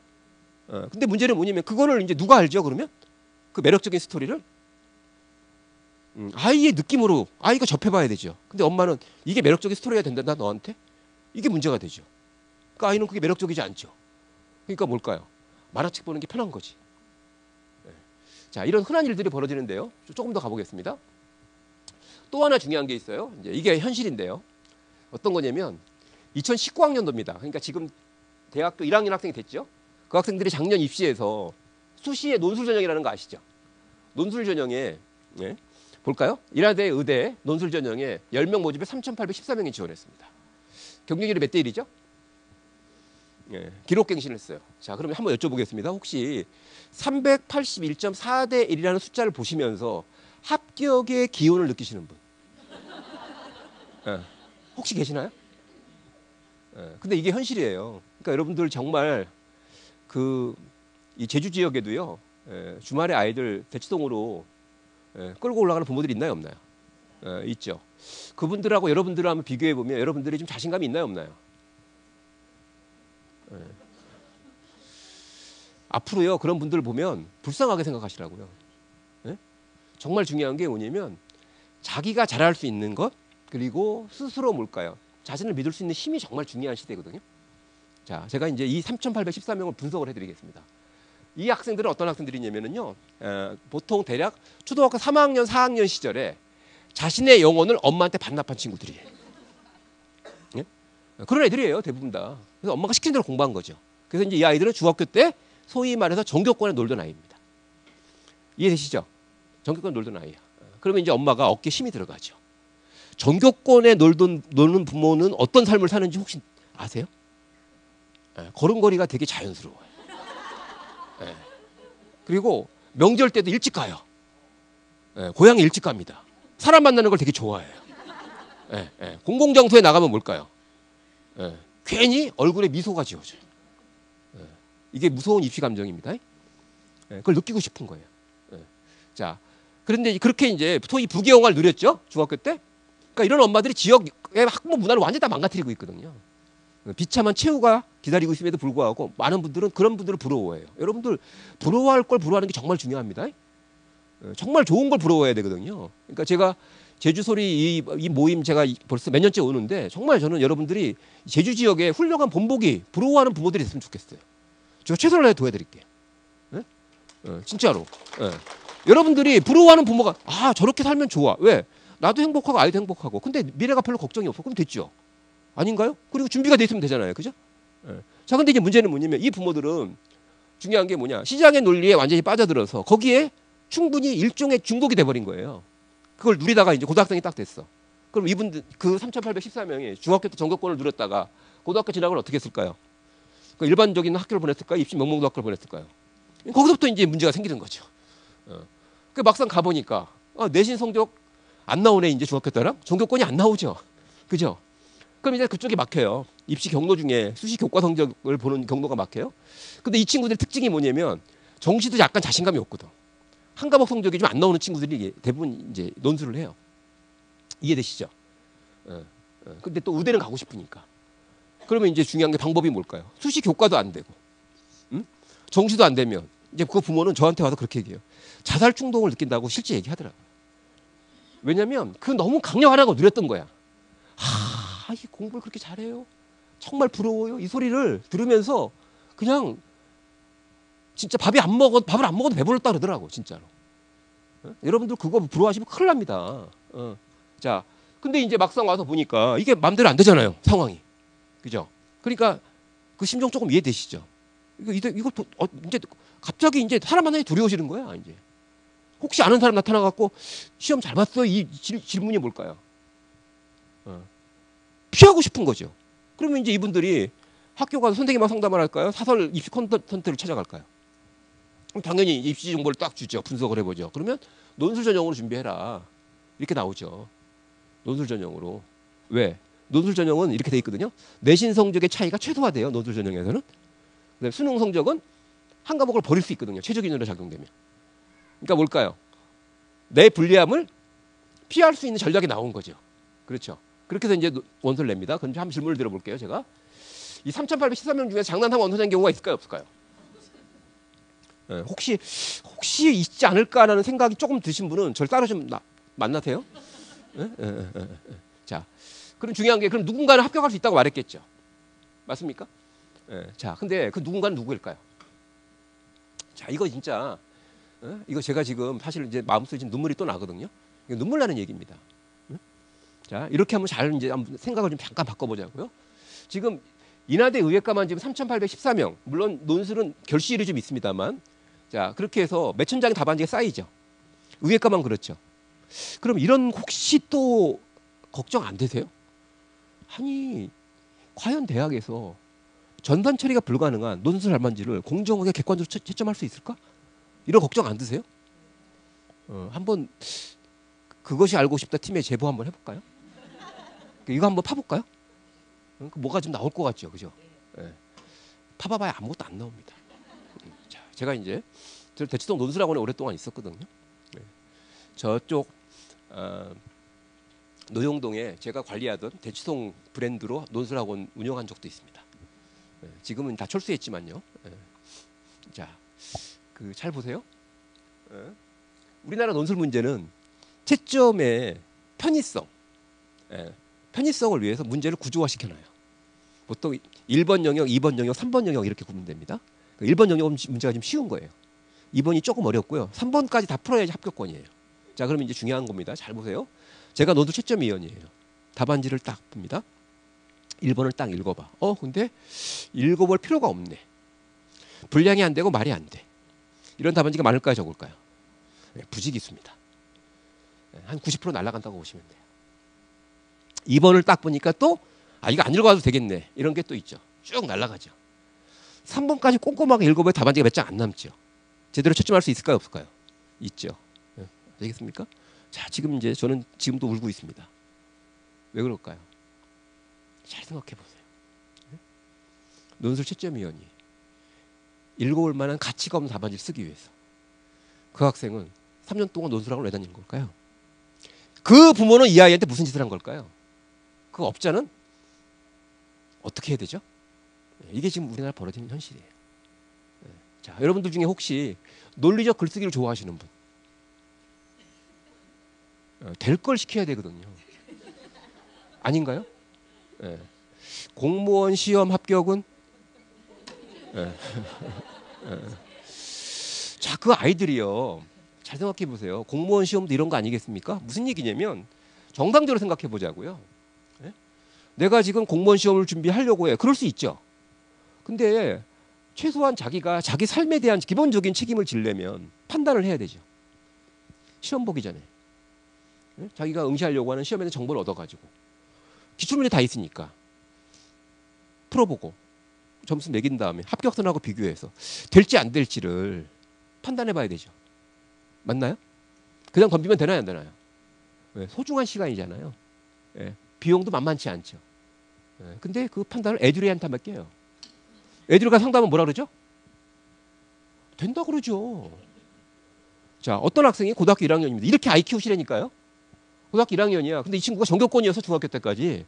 근데 이제 막상 가서 보니까 야, 이거 상황이 달라졌거든? 내신 성적 잘 안 나와. 수능도 이거 자신 없어. 그 논술을 한번 해봐야 되겠다라고 판단하는 게 어렵지 않거든요. 그럼 이 학생이 정상적인 고등학교 1학년 정도 수준의 지적 능력을 갖고 있다면 저는 이런 아이를 상상합니다. 자기가 정보를 얻어가지고요. 기출문제를 구해서 풀어보는 거지. 내가 준비할 수 있는 시험인지. 노력하면 합격권에 들은 답안지를 쓸 수 있는 시험인지. 판단할 수 있을까요, 없을까요? 판단해야 되죠. 맞습니까? 근데 엄마가 상담을 하고 아이를 보내. 그러면 아이는 뭘까요? 그냥 다니는 겁니다. 제주도에도 학원 많죠. 거기 다니는 아이들을 제가 이제 분류를 해볼까요? 제가 학생들을 분류하는 기준이 있습니다. 대치동에 있을 때 아이들이 오면 저는 이제 상담소장을 했어요. 저는 학원 운영을 별로 관심이 없었고요. 아이들 만나는 걸 좋아해서 학부모 상담, 학생 상담을 했습니다. 자, 그때 이제 한번 잘 보세요. 학생이 딱 한 명 오죠. 오면 딱 보면 얼굴 보면 알아요. 얘는 자원봉사자구나. 무슨 얘기일까요?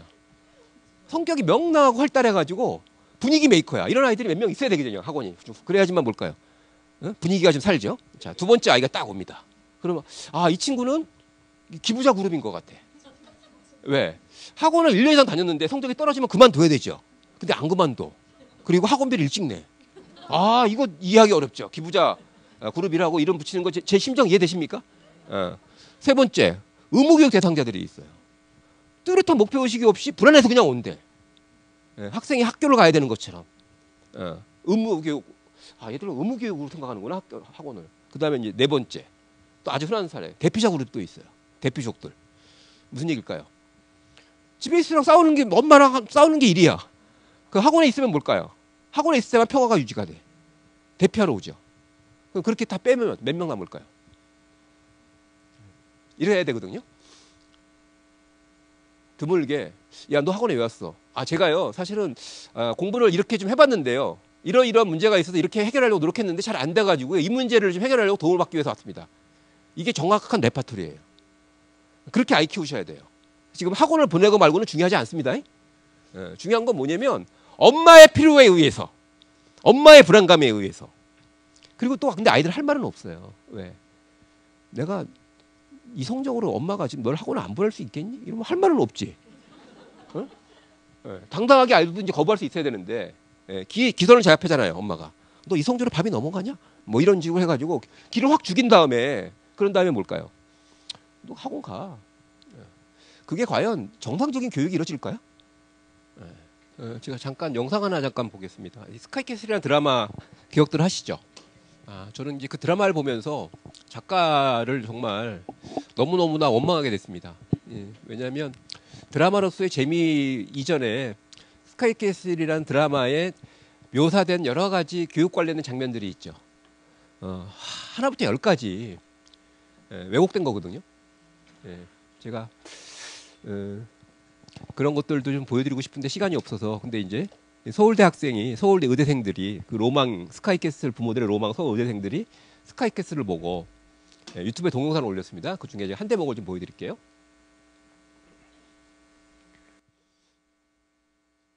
사실 이게 마음은 이해가 돼. 선배는 어떻게 했지? 궁금한 그런 마음일 텐데 사실 똑같이 따라해서 별로 도움될 것 같진 않다. 결론적으로는 별로 남을 따라해서 좋을 건 없다. 그러니까 그래, 너 1차 통과했잖아. 너한테 한 뭐 2천만 원 주고 스펙 좀 까봐라 하면 뭐 당연히 팔지 그럼. 근데 이제 그런 거지. 이거 이렇게 하면 1차는 되는데 2차는 안 돼요.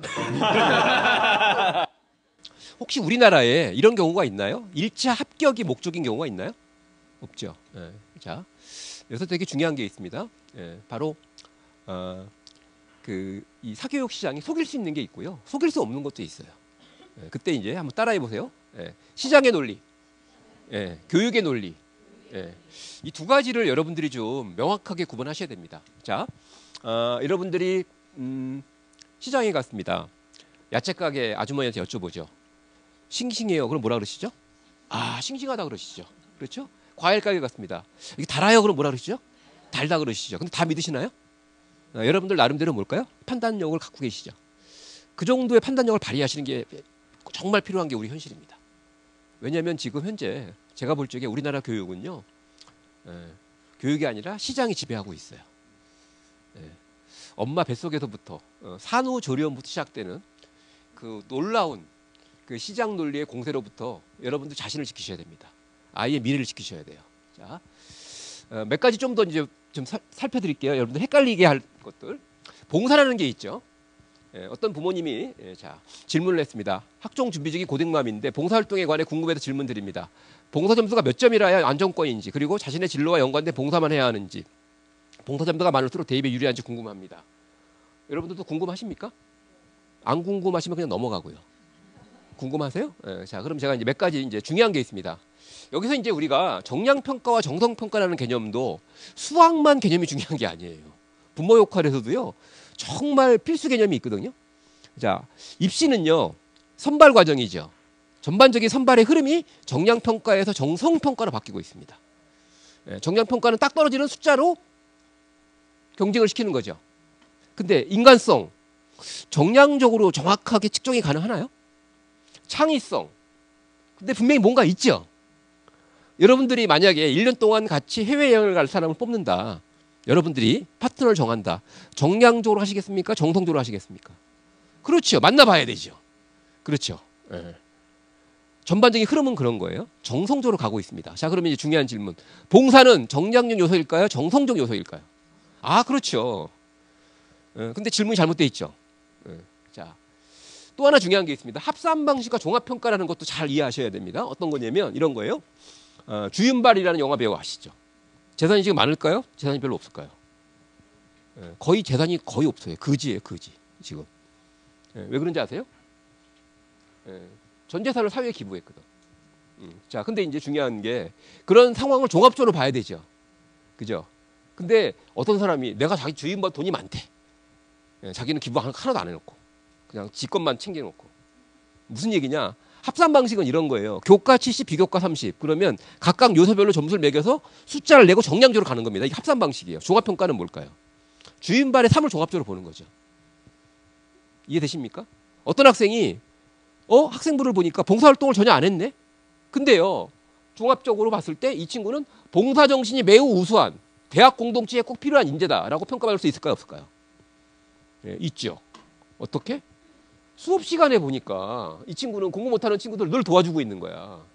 그걸 교과 선생님이 교과 세부 특기상에 적어. 그러면 이 친구 종합적으로 보면 뭘까요? 봉사활동 안 했다 그래서 봉사정신이 없다고 봐야 되나요? 그게 종합평가예요? 이해되시죠?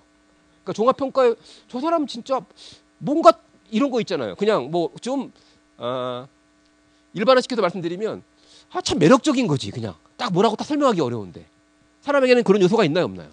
있죠. 예. 자, 그다음에 진로 연관을 말씀드렸죠.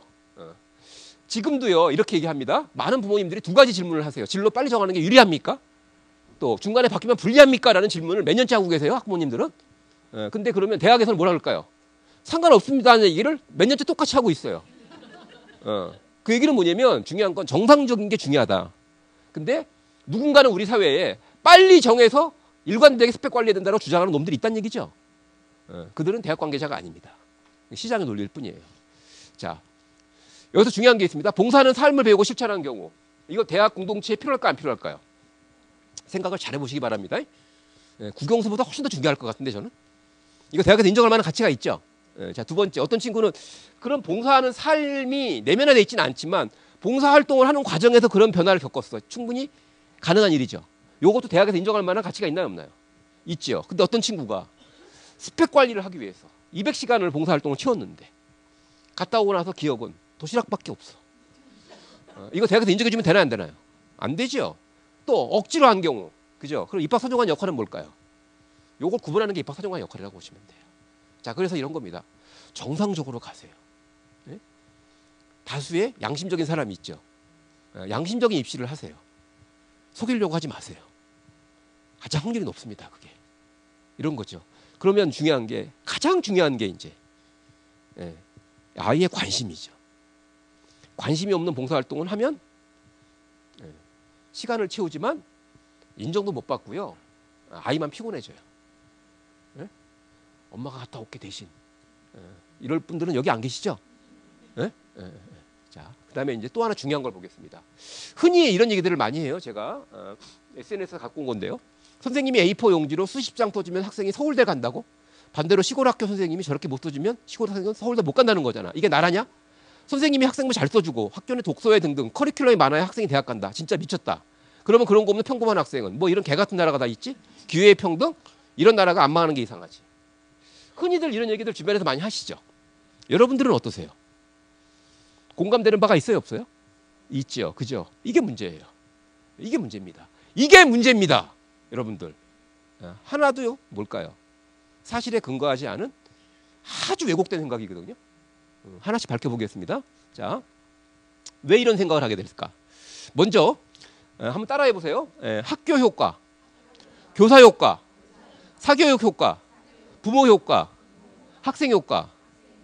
여기에 지역 효과가 또 하나 있는데 그건 제가 사교육 효과에 포함시켰다라고 생각을 하자고요. 그럼 이 정도가 뭘까요? 보통 우리가 입시가 사회적으로 논란이 될 때 보통 얘기하는 일종의 변수들이죠. 맞습니까? 이 정도죠, 그죠? 그럼 지금 이분은 지금 여기서 일종의 사교육 효과와 지역 효과, 그 다음에 학교 효과, 교사 효과 이거 가지고 지금 흥분하고 계시는 거잖아요. 맞습니까? 그죠? 자, 그런데 중요한 게 있습니다. 두 번째, 대학은요 이 중에서 어떤 거를 중요하게 볼까요? 학생 효과밖에 안 본다고 보시면 돼요. 자, 그럼 이제 앞에 자, 서울 의대생 얘기를 잘 보겠습니다. 1차 통과했죠. 1차 통과에는 이게 다 섞여버리죠. 구분하기 어렵죠. 그렇잖아요. 구분이 안 되잖아요, 그죠? 그러니까 거기서 착각이 일어나는 거야. 근데 중요한 게 있습니다. 상식적으로 잘 생각해 보자고요. 양심적인 입시로 가시면 성공하기 높습니다. 자, 보세요. 그렇게 해서 부모는 일단 불안하죠. 그러니까 어찌됐거나 1차 통과. 원래 학생부 종합전형은 본질이 뭐다? 사람을 만나보는 거다. 이해되셨죠? 근데 다 만날 수 없으니까 1차 서류 심사를 한다. 서류 심사도 되게 중요하죠. 그죠? 일단 서류 심사에 떨어지면 뭘까요? 뭐 기회가 없으니까. 그죠? 그래서 이제 서류 심사에 최선을 다해요. 그러니까 서류 심사에는 학교들도 막 잘 써줘요. 학교마다. 예? 그런 학교가 있고 네가 알아서 해 이런 학교도 있고요. 그럼 이제 부모들은 흥분하죠. 근데 제가 볼 적에 네가 알아서 해라고 하는 학교의 학교가 더 높은데? 자, 보세요. 이제 이런 겁니다. 아까 봤죠. 1차는 학교 가는데 2차는 떨어지죠. 이런 거예요. 분명히 서류를 딱 보면서 뭔가 머릿속에 감이 왔죠. 아, 이런 학생일 거다라는 뭔가 상이 잡혔죠. 근데 막상 딱 면접을 보는 순간 앞에 건 다 사라지고 학생 효과밖에 안 남죠. 내 앞에 있는 학생. 실망스럽네. 아 이거 뭔가 이거 이 부모가 학교에서 지나치게 이런 느낌이 들까 안 들까요? 들죠. 이게 상식이에요. 상식에 입시를 하세요. 아시겠습니까? 자, 좀 더 쉽게 가보겠습니다. 여러분들 이제 예를 들면 이런 상황을 한번 가정해 보자고요. 소중한 딸내미가 딱 외동딸이 있는데 외동딸이 여러분들한테 자기 배우자를 결정해 달라고 위임을 했어. 여러분이 결정하는 상황입니다. 설정이니까요. 심각하게 받아들이지는 마세요. 자, 그래서 이제 여러분들이 신문에다가 이제 광고를 낸 거야. 우리 딸이 이러이러한 스펙을 갖고 있는데 우리 딸 배우자가 되고 싶은 사람 지원해라. 여러분들이 이제 입학 사정관인 거죠. 그래서 이제 서류가 딱 왔어. 서류를 쫙 봅니다. 아, 근데 서류가요 되게 좋아. 아, 이 친구 되게 괜찮은 것 같은데 그때요 여러분들 마음속에 잘 보세요. 믿음이 갈까요? 의심이 갈까요? 그죠? 이제 아시겠습니까? 자, 근데 이제 그래도 믿음이 가는 친구 몇 명을 딱 서류로 골라가지고요. 골라서 면접을 보는 거야. 아, 근데 멋져, 괜찮아. 근데 그때 또 마음속으로 또 믿음이 생길까요? 의심이 갈까요? 그게 입학 사정관이에요. 이렇게 얘기하는 사람도 있습니다. 집안에 사위과 며느리 들이듯이 뽑는다 우리가. 그러니까 절대요 학원 가서 스펙 만들고 이렇게 속이려고 하지 마세요. 그렇게 성공할 가능성은 생각보다 매우 낮습니다. 그 다음에 이제 또 하나 중요한 게 있어요. 그러면 과연 학교의 기록을 믿을 수 있을까? 자, 되게 중요한 게 있습니다. 한 학생의 학생부에는 선생님 몇 분의 기록이 남을까요? 3분이요? 아, 그렇죠. 담임 선생님뿐만이 아니라 교과 담당 선생님이 다 기록이 되죠. 쉽게 한 마을의 기록이에요. 자, 제가 여행을 갔습니다. 민박집을 구하는데 정보가 없어요. 일단 사람들이 가장 많이 다니는 동네 구멍가게를 가서 물어봐. 그랬더니 딱 저 집이라고 딱 집어주는 거야. 의심이 가죠. 친척일 수도 있잖아. 그죠? 정확하게 판단하려면 어떻게 되죠? 여러 사람 물어보면 되죠. 근데 공통적으로 딱 나오면 그 집이 정답이죠. 자, 학생부 여러분들 믿을 수 있어요. 한 마을의 기록이 학생부예요. 그래서 한양대학교라는 대학 아시죠? 거기는 학종인데 면접도 안 보고요. 자기소개서도 안 받습니다. 학생부만 횡단평가를 해보면 여러 선생님의 기록이 예를 들면 이런 거죠. 수학 시간에 되게 적극적인 아이가 영어 시간에 소극적일 가능성은 그렇게 높지 않죠. 맞나요? 공통적인 거. 그러니까 무슨 얘기냐. 우리 아이가 훌륭하면은요 뽑아준다고 생각하시면 돼요. 진짜로. 우리 아이 학교 생활이 훌륭하면 뭘까요? 기록이 남는다고 생각하시라니까요. 걱정하지 마시고. 아시겠습니까? 그게 양심의 입시고요. 그 상식의 입시죠. 그리고 그게 여러분과 아이의 미래를 지켜줄 겁니다. 자, 그 다음에 이제 입시 결과에서 이런 것 많이 나오잖아요. 그죠? 제가 제주도에 있는 학교 중에 가본 학교가 애월고등학교를 가봤고요. 대기고등학교도 가봤고, 신성여고도 가봤고, 대정여고인가요? 있죠.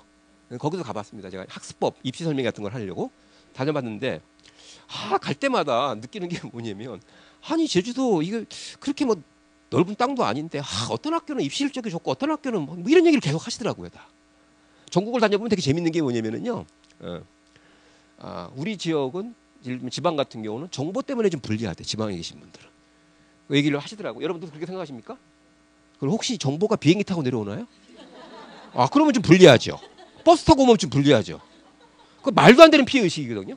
어떻게 보면 또 자기 합리화일 수도 있고요. 또 한 가지가 또 이런 말씀을 하세요. 우리 지역은 다른 지역보다 교육열이 높대.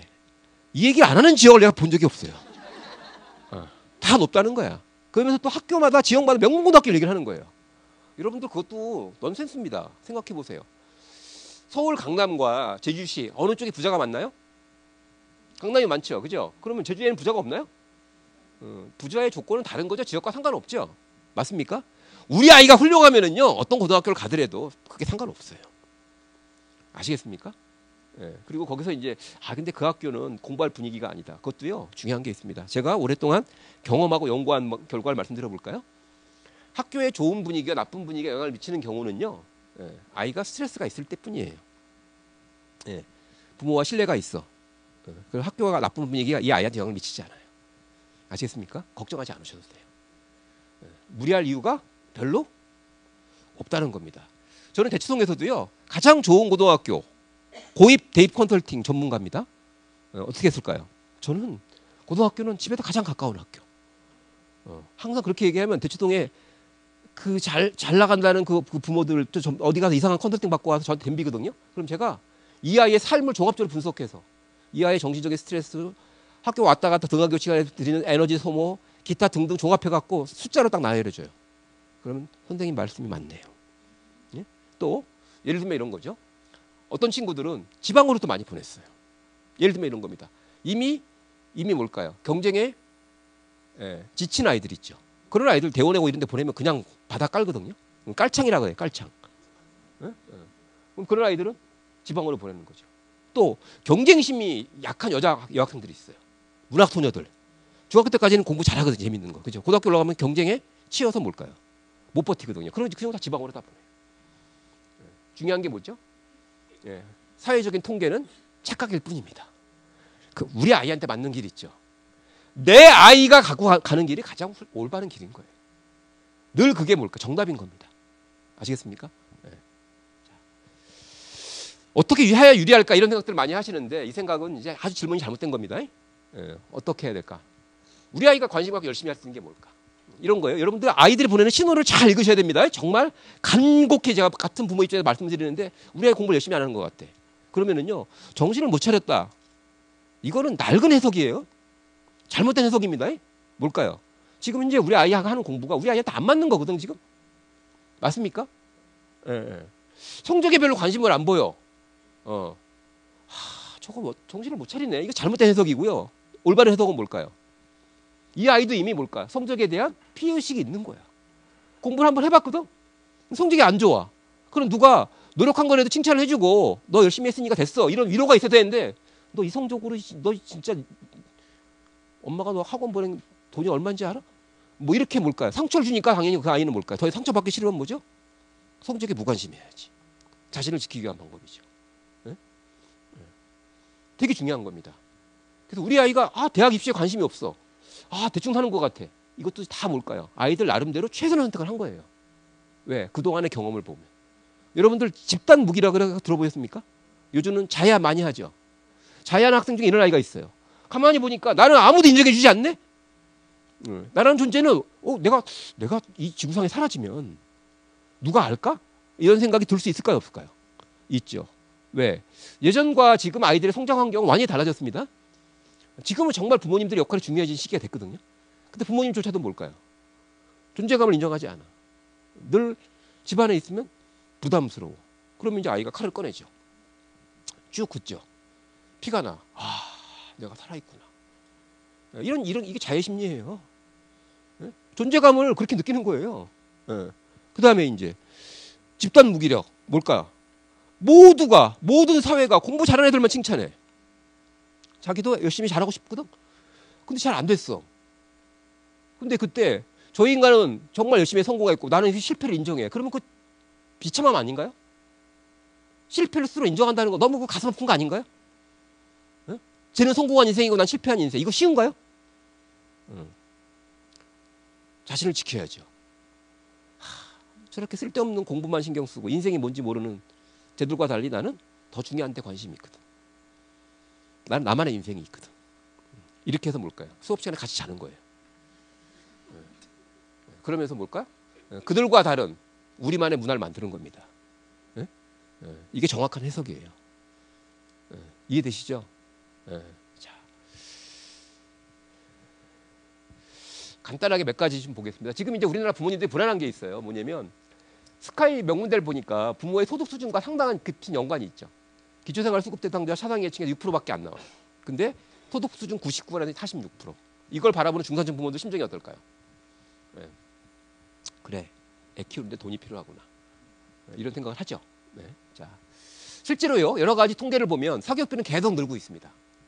여러분들 이런 숫자를 보면서 그냥 별거 아니라고 생각할지 모르겠지만 이거는요, 비정상적인 거예요. 근데 되게 놀라운 게 하나 있습니다. 중산층 가정이 체감하는 현실은 더 비참할 수 있어요. 숫자보다. 왜? 돈 많이 들잖아요. 근데요, 여기 하나 있습니다. 마이너스 0.2가 있네. 초등학교의 사교육 참여율은 2017년에 비해서 2018년에 0.2%가 줄었습니다. 여기서 저는 희망을 봅니다. 왜 그럴까요?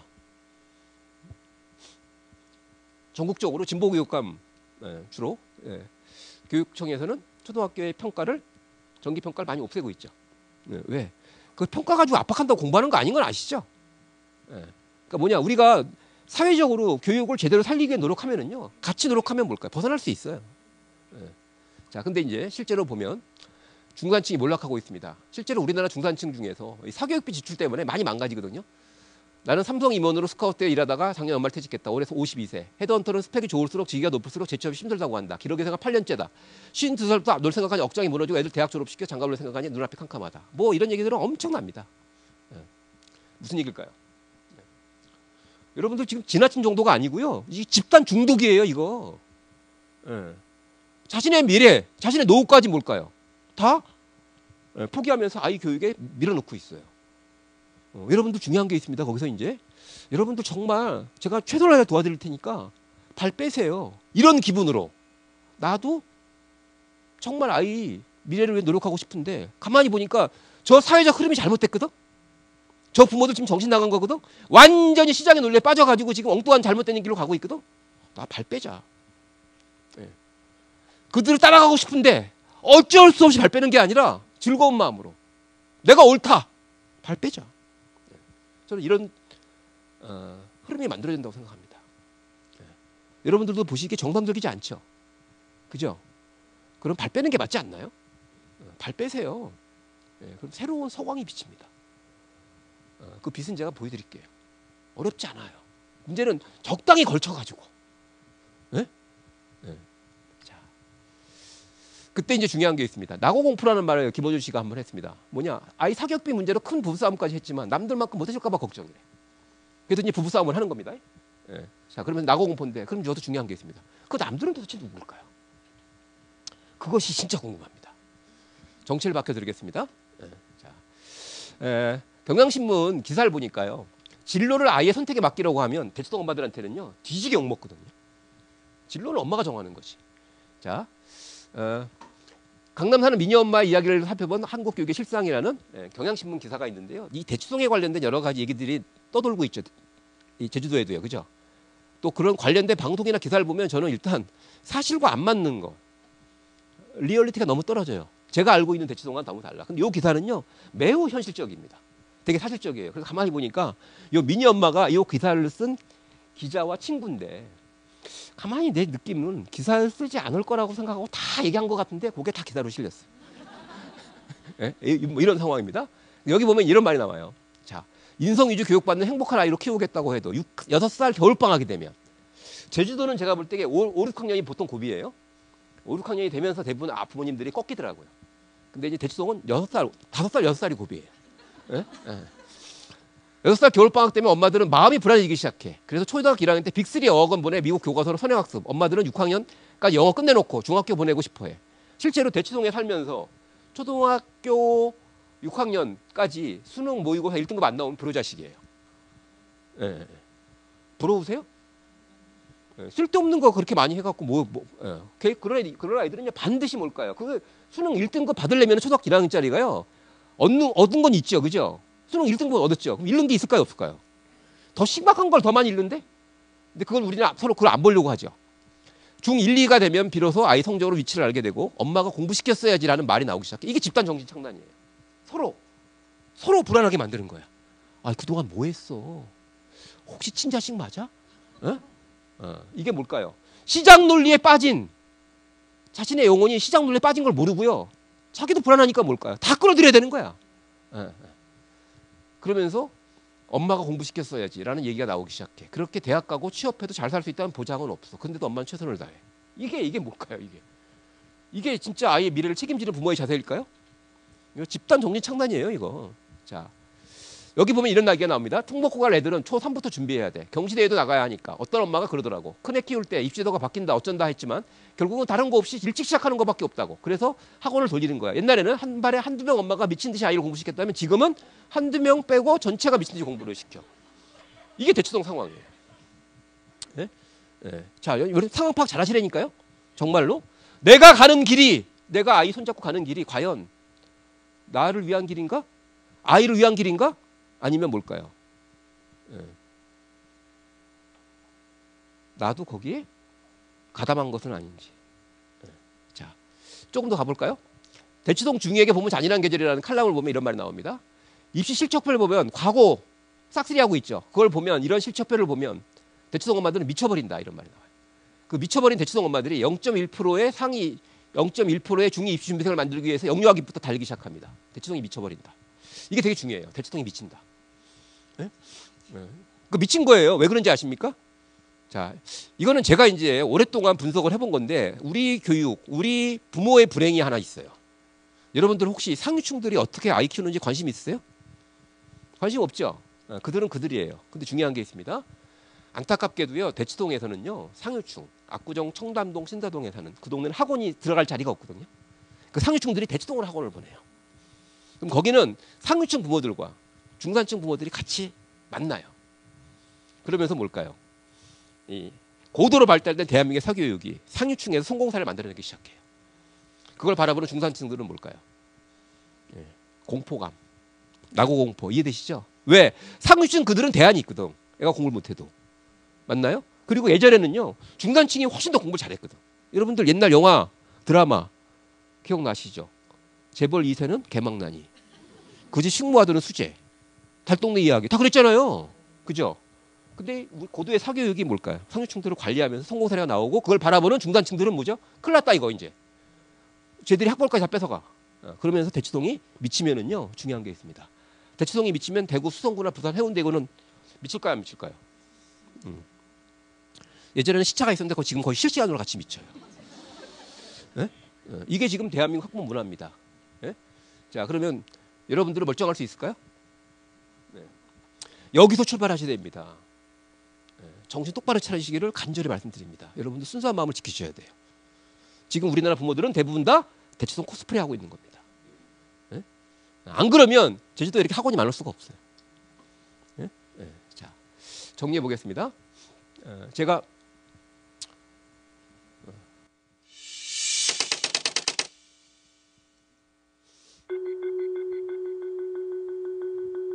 정말 적절한 표현인 것 같아요. 입시 대리모, 그러니까 좀 제가 그런 지금은 이제 그러니까 어떻게 보면은 맞춤형 심부름꾼 같은 느낌이랄까요. 기본적으로 거의 아이가 개수로만 치면 한 8개에서 10개는 하고 있는 것 같아요. 토론 학원, 영어 학원에 대한 과제 선생님, 또 회화를 위한 영어 선생님, 원어민 선생님, 그 리코더, 수행평가를 위해서 리코더, 피아노, 바이올린, 수영, 스케이트, 축구교실, 중국어, 웅변학원, 수학학원, 수학에 대한 과외 선생님, 연산학원, 창의력. 몇 학년일까요? 네, 그렇죠. 리코더가 나오죠. 2학년이요, 2학년. 왜 그럴까요? 자, 다시 한번 저는 오늘 여러분들과 독립선언을 좀 하고 싶습니다. 무슨 얘기냐? 이건 독립운동 같은 심정으로 여러분들 결단하셔야 되는 거예요. 자, 무슨 얘기냐? 아이 교육에 신경 쓰지 말자, 학원 보내지 말자 이런 한가한 얘기가 아니고요. 정말 아이한테 필요한 것을 여러분들은 과연 내가 지금 제대로 찾을 수 있을까?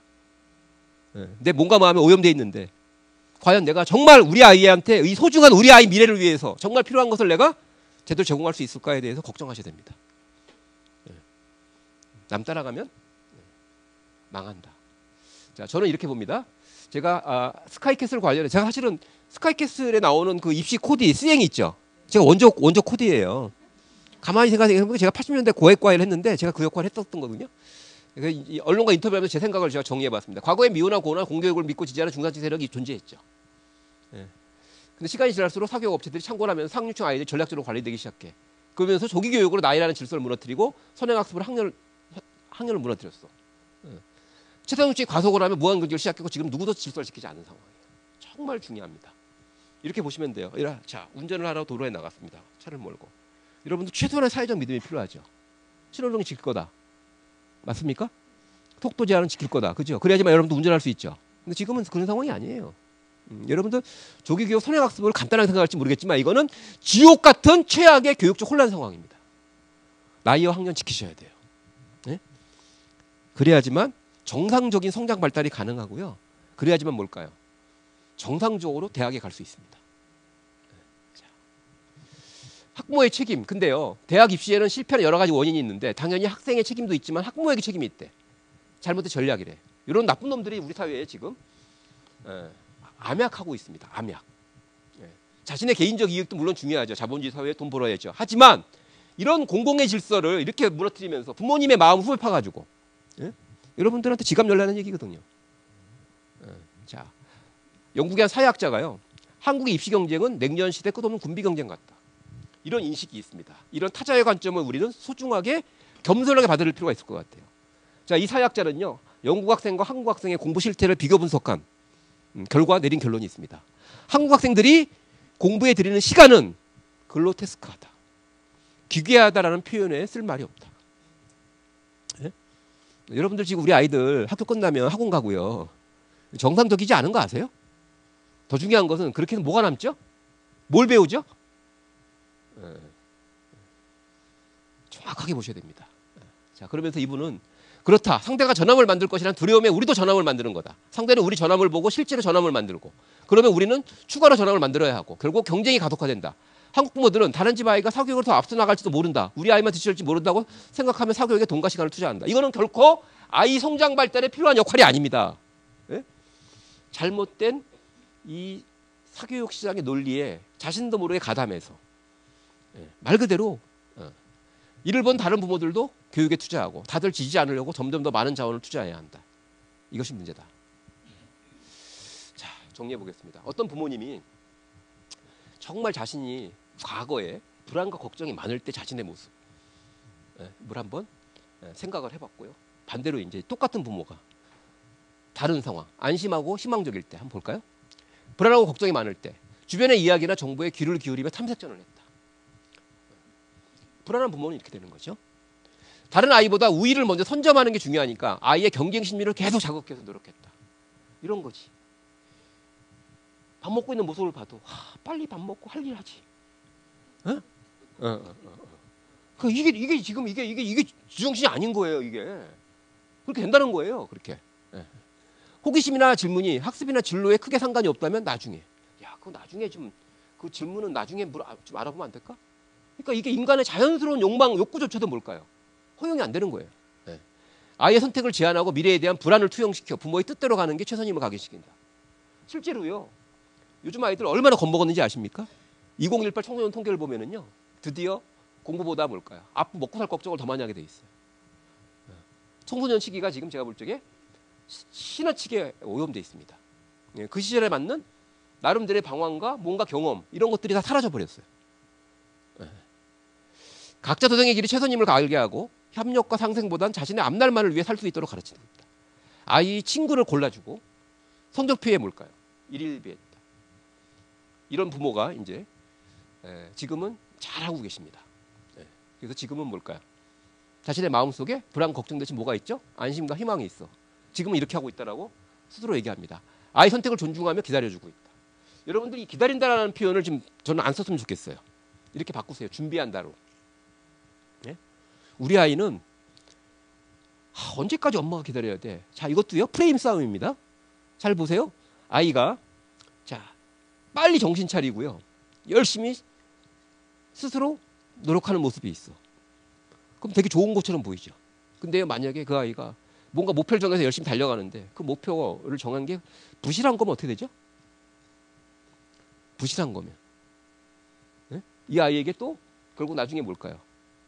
네, 충분한 성취감을 주기보다는 좌절을 시킬 수도 있죠. 혼란스러울 수도 있죠. 그러면 일찍 정하고 출발하는 게 좋은 건가요? 거꾸로 우리 아이는 지금 아무 생각이 없어. 엄마 난 오늘이 행복해. 옆집에는 내일을 걱정하고 있는데. 자, 근데 중요한 게 있습니다. 우리 아이는 지금 자기 삶에 충실하면서 치밀하게 준비하고 있다고 볼 수도 있죠. 맞나요?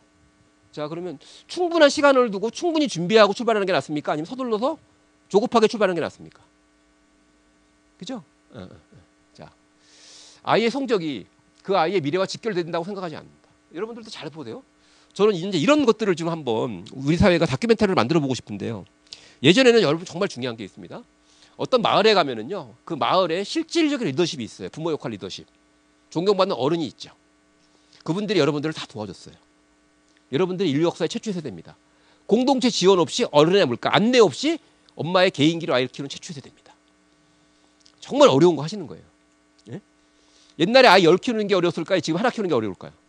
지금 하나 키우면 훨씬 더 어려워요. 예? 독박이거든, 독박. 근데 감정은, 온갖 감정은 일어나죠. 또 그 감정을 노리는 정보는 뭘까요? 넘쳐나죠. 지뢰밭을 걷고 계시는 거예요. 거기서 어떻게 지뢰를 피해갈까? 그러지 마시고요. 발 빼세요. 같이 새로운 길을 열어가면 되죠. 맞습니까? 예. 그 길은 희망적인 길인데 간 사람이 없기 때문에 뭘까요? 처음엔 불편해.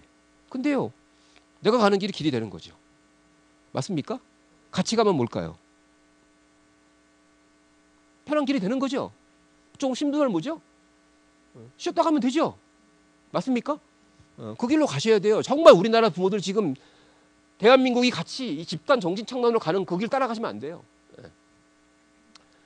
아이를 같은 사람으로 존중하고 같이 올바른 방향을 잡고 나갈 수 있도록 관심을 갖고 대화한다. 사회에 관심을 갖고 할 수 있는 일을 함께 한다. 세상은 혼자서만 살아갈 수 없다는 걸 입시보다 우선해서 알려주고 삶으로 보여준다. 부모 스스로 독립적인 삶을 살아간다. 아이와 함께 누릴 수 있는 행복을 누린다. 이렇게 사실이니까요. 이쪽을 원하세요? 이쪽을 원하세요? 네, 그죠? 그러면 그렇게 사시면 돼요. 앞으로 자, 이 프로젝트 끝날 때까지 열심히 하시면 훌륭한 분들 많이 만나실 겁니다.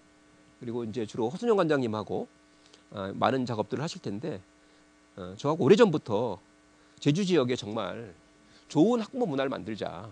네? 그래서 이런 겁니다. 공공도서관이나 이런 곳에 다양한 학부모 이제 모임이 만들어져서 이런 거예요. 만나면 불안해지는 이상한 엄마들 있죠. 여러분들 꼭 기억해야 될 게 있습니다. 이웃은 사랑하되 옆집 아줌마는 조심해라. 응? 그런 엄마들 말고 만나면 서로 위로가 되고 격려가 되고 서로 올바른 길을 가고 있다라고 뭘까요? 믿음을 나눌 수 있는 사람들 있죠. 그런 분들과 같이 가야 됩니다. 과연 누가 학부모들에게 돌을 던질 수 있을까요? 없습니다. 모든 부모는 위대합니다. 모든 아이는 위대합니다. 단지 문제 사회가 지금 여러분들의 부모성을 착취하고 있는 거 아세요? 일본 놈들이 식민지 때 우리나라 거 많이 착취해갔죠. 저는 그 이상이라고 봐요 지금. 그러니까 여러분들 마음속에 공허하죠, 지치죠, 까칠해졌죠. 그 아이와 함께 보내는 시간이 행복으로 채워져야 됩니다. 그래서 저는 이제 이 중산층들이 공교육을 중심으로 해서 뭘까요? 학교도 민주화되고요. 그리고 그렇게 해서 정말로 우리나라 공교육 발전시킬 수 있다고 보는데, 자 이제 사례를 한번 볼까요? 어떤 행복한 이런 친구들 진짜 행복한 친구들이에요. 서울대 합격한 학생인데 뭐 서울대 가는 게 중요한 게 아닙니다. 이 친구는 어려서부터 곤충에 엄청 관심이 많았어요. 근데 이 곤충에 대한 관심 하나 가지고요 인생을 살아갈 수 있습니다.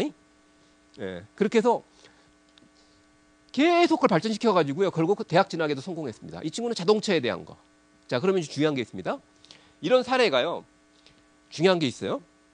이런 사례가 우리 주변에 되게 많다. 그리고 이런 사례가 아주 일반적이다. 그럼 여러분들도 희망이 생기죠. 그렇죠? 여쭤보겠습니다. 이런 사례가 많을까요, 적을까요? 보통 그래요. 애들이 특이하네. 근데 거기서는 음모가 있는 거 아십니까? 왜 그런지 아세요? 이런 사례는요 모든 아이에게 이런 길이 있을까요, 없을까요? 아, 그렇죠. 있습니다. 그 길을 못 갈 뿐이에요. 이 아이들은 운 좋게 간 거고요. 거기서 중요한 게 있거든요. 이거는 학생의 효과일까요, 사교육 효과일까요? 그렇죠. 학생의 효과는요 철저하게 묻힌다니까요. 제가 말씀드렸잖아요. 시장의 논리보다는 교육의 논리가 승산이 높습니다. 어떻게 해서든지 부모가 개입하고 학원을 개입하고 학교가 개입하고 어떻게든 입시 실적을 내려고 하는 그런 사회적 흐름이 있죠.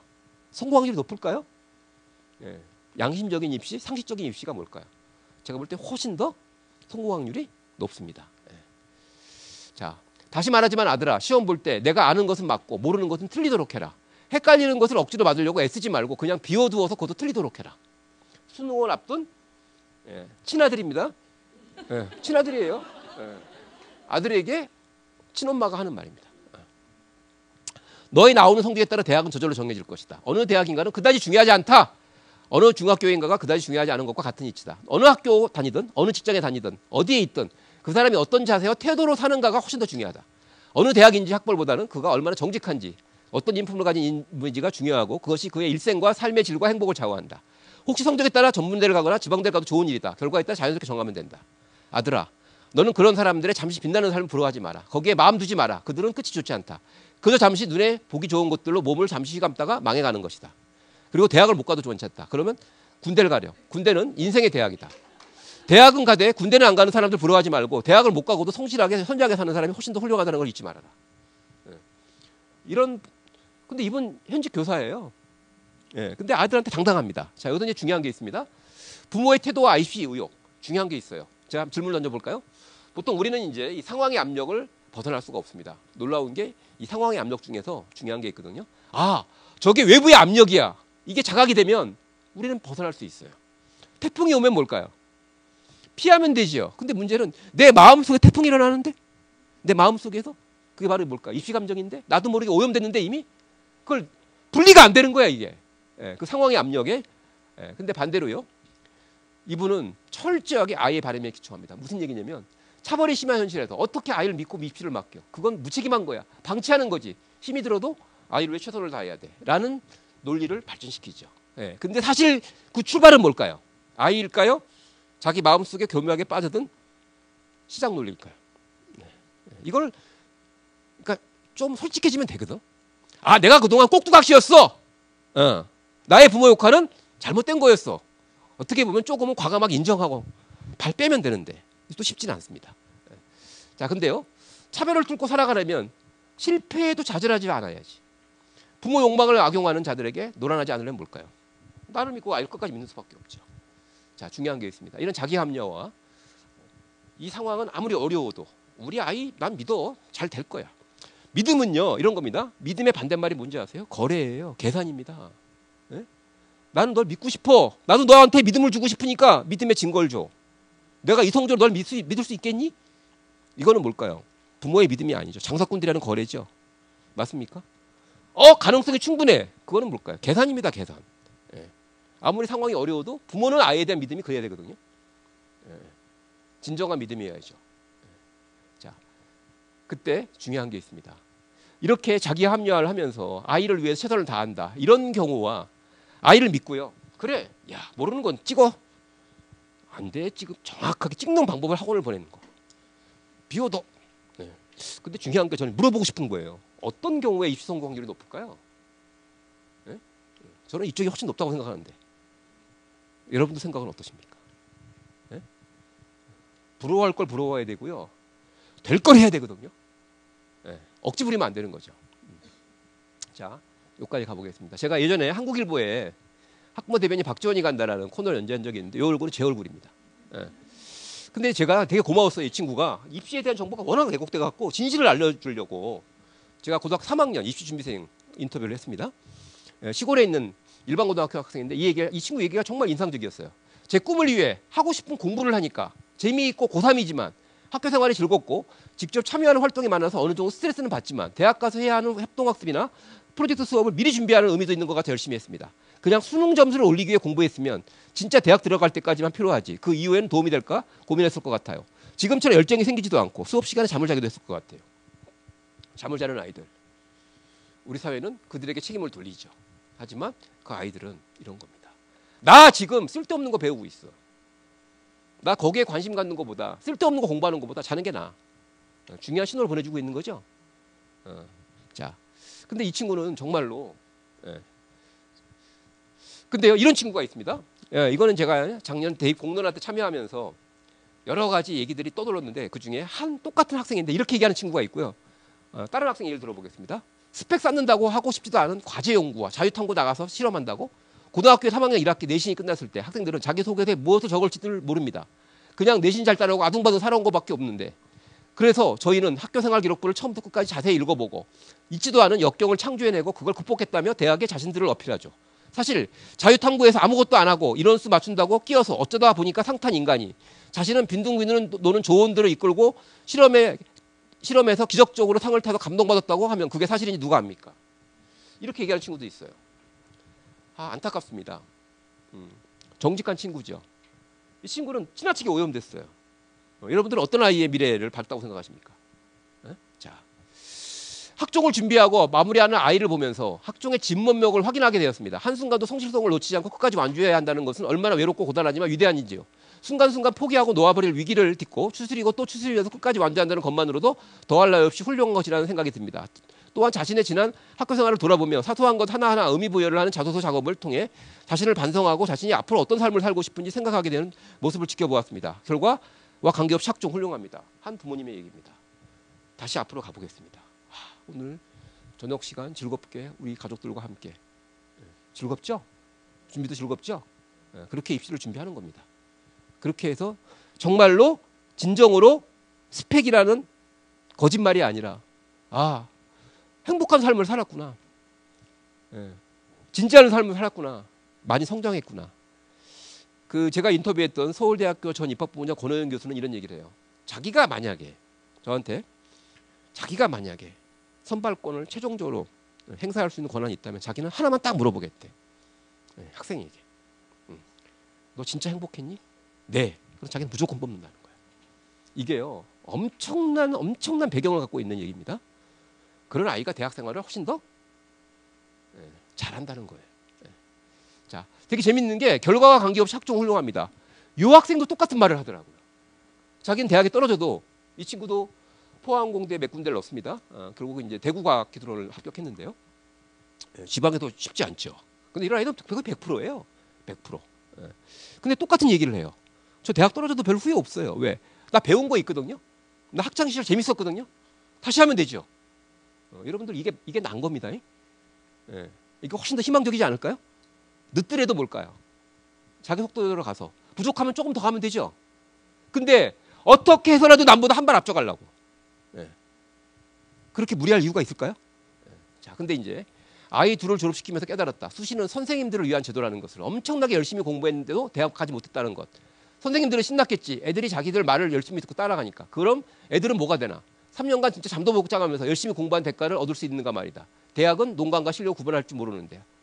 이런 부정적인 생각들이 부모들한테 팽배해 있죠. 뭐냐? 이거는 이거예요. 시장의 논리에 빠져가지고 자기가 뭔가 스펙을 만들어주지 않으면. 근데 문제는 만들어줬거든? 떨어지거든. 이게 지금 문제예요. 제가 황당한 게 뭐냐면 쟤는 스펙이 없대. 근데 우리 아이 스펙 많이 떨어졌대. 당연하지. 스펙을 보는 게 아닌데? 스토리를 보는 건데? 훌륭한 자신만의 스토리가 있는 아이 당연히 뽑는 건데. 자, 근데요. 이런 얘기도 하더라고요. 나는 3년 학종을 준비했고 원하는 대학을 썼지만 떨어졌다. 그리고 재수를 해. 그다음 그 대학보다 살짝 높은 급의 대학에 합격했어. 그러니까 이 사람은 둘 다 경험한 거죠. 재수할 때 둘 다 경험한 내가 내린 결론은 학종이 낫다는 거다. 나도 재수를 시작하기 전까지 정시에 대한 근본 없는 긍정적 환상을 가지고 있었다. 공정성, 점수로만 결정하는 단순한 구조. 하지만 그런 환상은 직접 정시를 하면 깨졌고 입시를 끝내고 대학에 들어와 몇 년을 보낸 지금 다시 생각해보면 학종을 준비하며 쌓은 경험이 훨씬 더 큰 도움이 되었다. 마지막으로 무엇보다 학종 준비가 정시 준비보다 즐겁다. 자, 저는 지금 오늘 학종이 중요하냐 정시가 중요하냐 이 얘기를 하는 게 아니고요. 우리가 입시에 대해서 이 시장의 논리에 그동안 완전히 사로잡혀가지고 아이의 삶, 아이의 행복, 아이의 성장은 그런 거 내세우면 안 되죠. 입시에서. 그죠? 그냥 성적 따고 스펙 쌓고 그건 비정상적인 입시입니다. 실제로 아이마다 달라요. 어떤 아이는 오히려 성적으로 자신의 노력을 입증하겠다. 그럼 뭐 나쁜가요? 거기에 집중하면 되는 거고요. 엄마! 나는 성적만으로 내 삶을 입증하기엔 난 너무 억울해. 나 정말 착하거든? 그건 뭘까요? 착한 삶을 살면서 행복해야죠. 왜? 대학이 원하는 건데 그거? 그렇게 갈 길을 가야 되는 겁니다. 자, 정리해 볼까요? 저는 우리나라 입시의 흑역사가 끝내야 된다고 생각합니다. 흑역사와 제가 새 역사를 제가 그림으로 비교했습니다. 이게 아이들 한 명 한 명이에요. 아이들이 뭘까요? 자기 삶을 살지 못하죠? 자기 꿈을 잃고 진정한 관심은 다 유보하고 입시라는 틀 속에 다듬어집니다. 그렇지만 자기 길을 가나요? 아니면 또 어떤 기득권 진영에 편입돼서 그들에 이용당합니까? 자, 여러분들 소중한 아이입니다. 얘들이 이렇게 되면 되겠습니까? 결국은 저는 더 이상 성적 위주의 반대로 성장 스토리가 필요합니다. 결국 결과보다는 뭘까요? 과정이 즐거워야죠. 오늘 행복한 아이가 내일 성공합니다. 이런 거예요. 내일을 끊임없이 고민하는 아이들 있죠. 늘 내일을 준비해. 걱정이 많아. 잠을 깊이 못 자. 아침에 일어났어. 준비된 내일이죠. 근데 상태가 안 좋아. 어떤 아이는 내일이 없다는 듯이 오늘을 놀아. 근데 걔도 분명히 내일을 맞이하죠. 푹 잤죠. 내일은 준비하지 않았죠. 근데 준비한 내일이 선물처럼 왔어. 근데 얘가 상태가 좋아. 누가 오늘을 더 열심히 살까요? 자, 경쟁보다는요, 정말 협력이 필요한 거고, 관리보다는 자율적으로 갈 수 있는 그런 새로운 길이 열리고 있고요. 저는 우리나라 교육이 이미 많이 바뀌었다고 봐요. 근데 중요한 게 있습니다. 구시대 질서는요, 어느 날 갑자기 사라지지 않습니다. 끈질기게 남아서 뭘까요? 여러분들의 과거 경험이 있죠. 부모와 아이는 뭐가 다른지 아십니까? 여러분들은 꼬리가 길 뿐이에요. 어른은 사회 격변기에, 농경사회가 아니거든요. 지금 격변기에는요, 꼬리 긴 사람이 조심해야 됩니다. 여러분들이 과거가 길죠? 어른이라는 말은 뭘까? 과거가 길 뿐이에요. 미래는 똑같죠? 똑같이 애들하고 안 살아봤잖아요. 그죠? 그럼 중요한 게 뭘까? 여러분들이 주도권을 쥐면 아이는 뭘까요? 과거로 끌려가는 겁니다. 과거 고리 자르셔야죠. 그러려면 뭘까? 중요한 게 있습니다. 한 명이 뭔가 새로운 입시의 길을 갑니다. 금방 10명이 될 거고 100명이 될 거예요. 이미 그렇게 돼가고 있어요. 그 얘기는 뭐다? 정말 이 시대의 진정한 부모 역할, 핵심은 뭘까요? 자기 경험에 빠져서, 이 집단 그 입시 감정에 빠져서, 자기 감정이 지시하는 대로, 그 감정이 가르치는 정보를 또 뭘까요? 그대로 믿고 아이에게 끊임없이 뭔가를 요구하는, 이제 그 삶은 제가 볼 적에는 거의 유효기간이 끝난, 그리고 지나치게 실패 확률도 높고 지나치게 비용도 많이 들고 굳이 그렇게 살아가야 될 이유가 없는, 너무 많은 것을 뭘까요? 빼앗아가는, 바로 여러분들을 철저하게 사교육의 시장 논리의 희생자로 만드는, 저는 그런 부모 역할 모델이라고 생각합니다. 이제 동의해 주실 거죠? 그럼 뭘까요? 발 빼면 되죠. 혼자 빼면 어려워요. 또 당하거든요. 그러니까 이번에 같이 모이셔서 잘 같이 발 빼시고요. 말씀드리지만, 저는 대치동 가면은요, 부모님이 딱 세 그룹은 나눠지거든요. 저 엄마 얼굴 표정 딱 보면 딱 나와. 걸근거리 딱 보면 나와요. 완전히 맛이 갔구나. 귀신이 홀린 듯이 그런 부모가 있고요. 두 번째는 이제 그렇게 막 가봤는데 좀 애가 크니까 이 길이 아닌 거라는 방황하는 부모 있죠. 걸음가리가 좀 느려. 표정도 좀 어두워. 그러면서 뭘까? 방황하는 부모가 보이고요. 세 번째는 대치동은 살 곳이 못 되는구나. 빨리 벗어나자. 새로운 삶을 준비하는 부모. 구분할 수 있습니다. 자.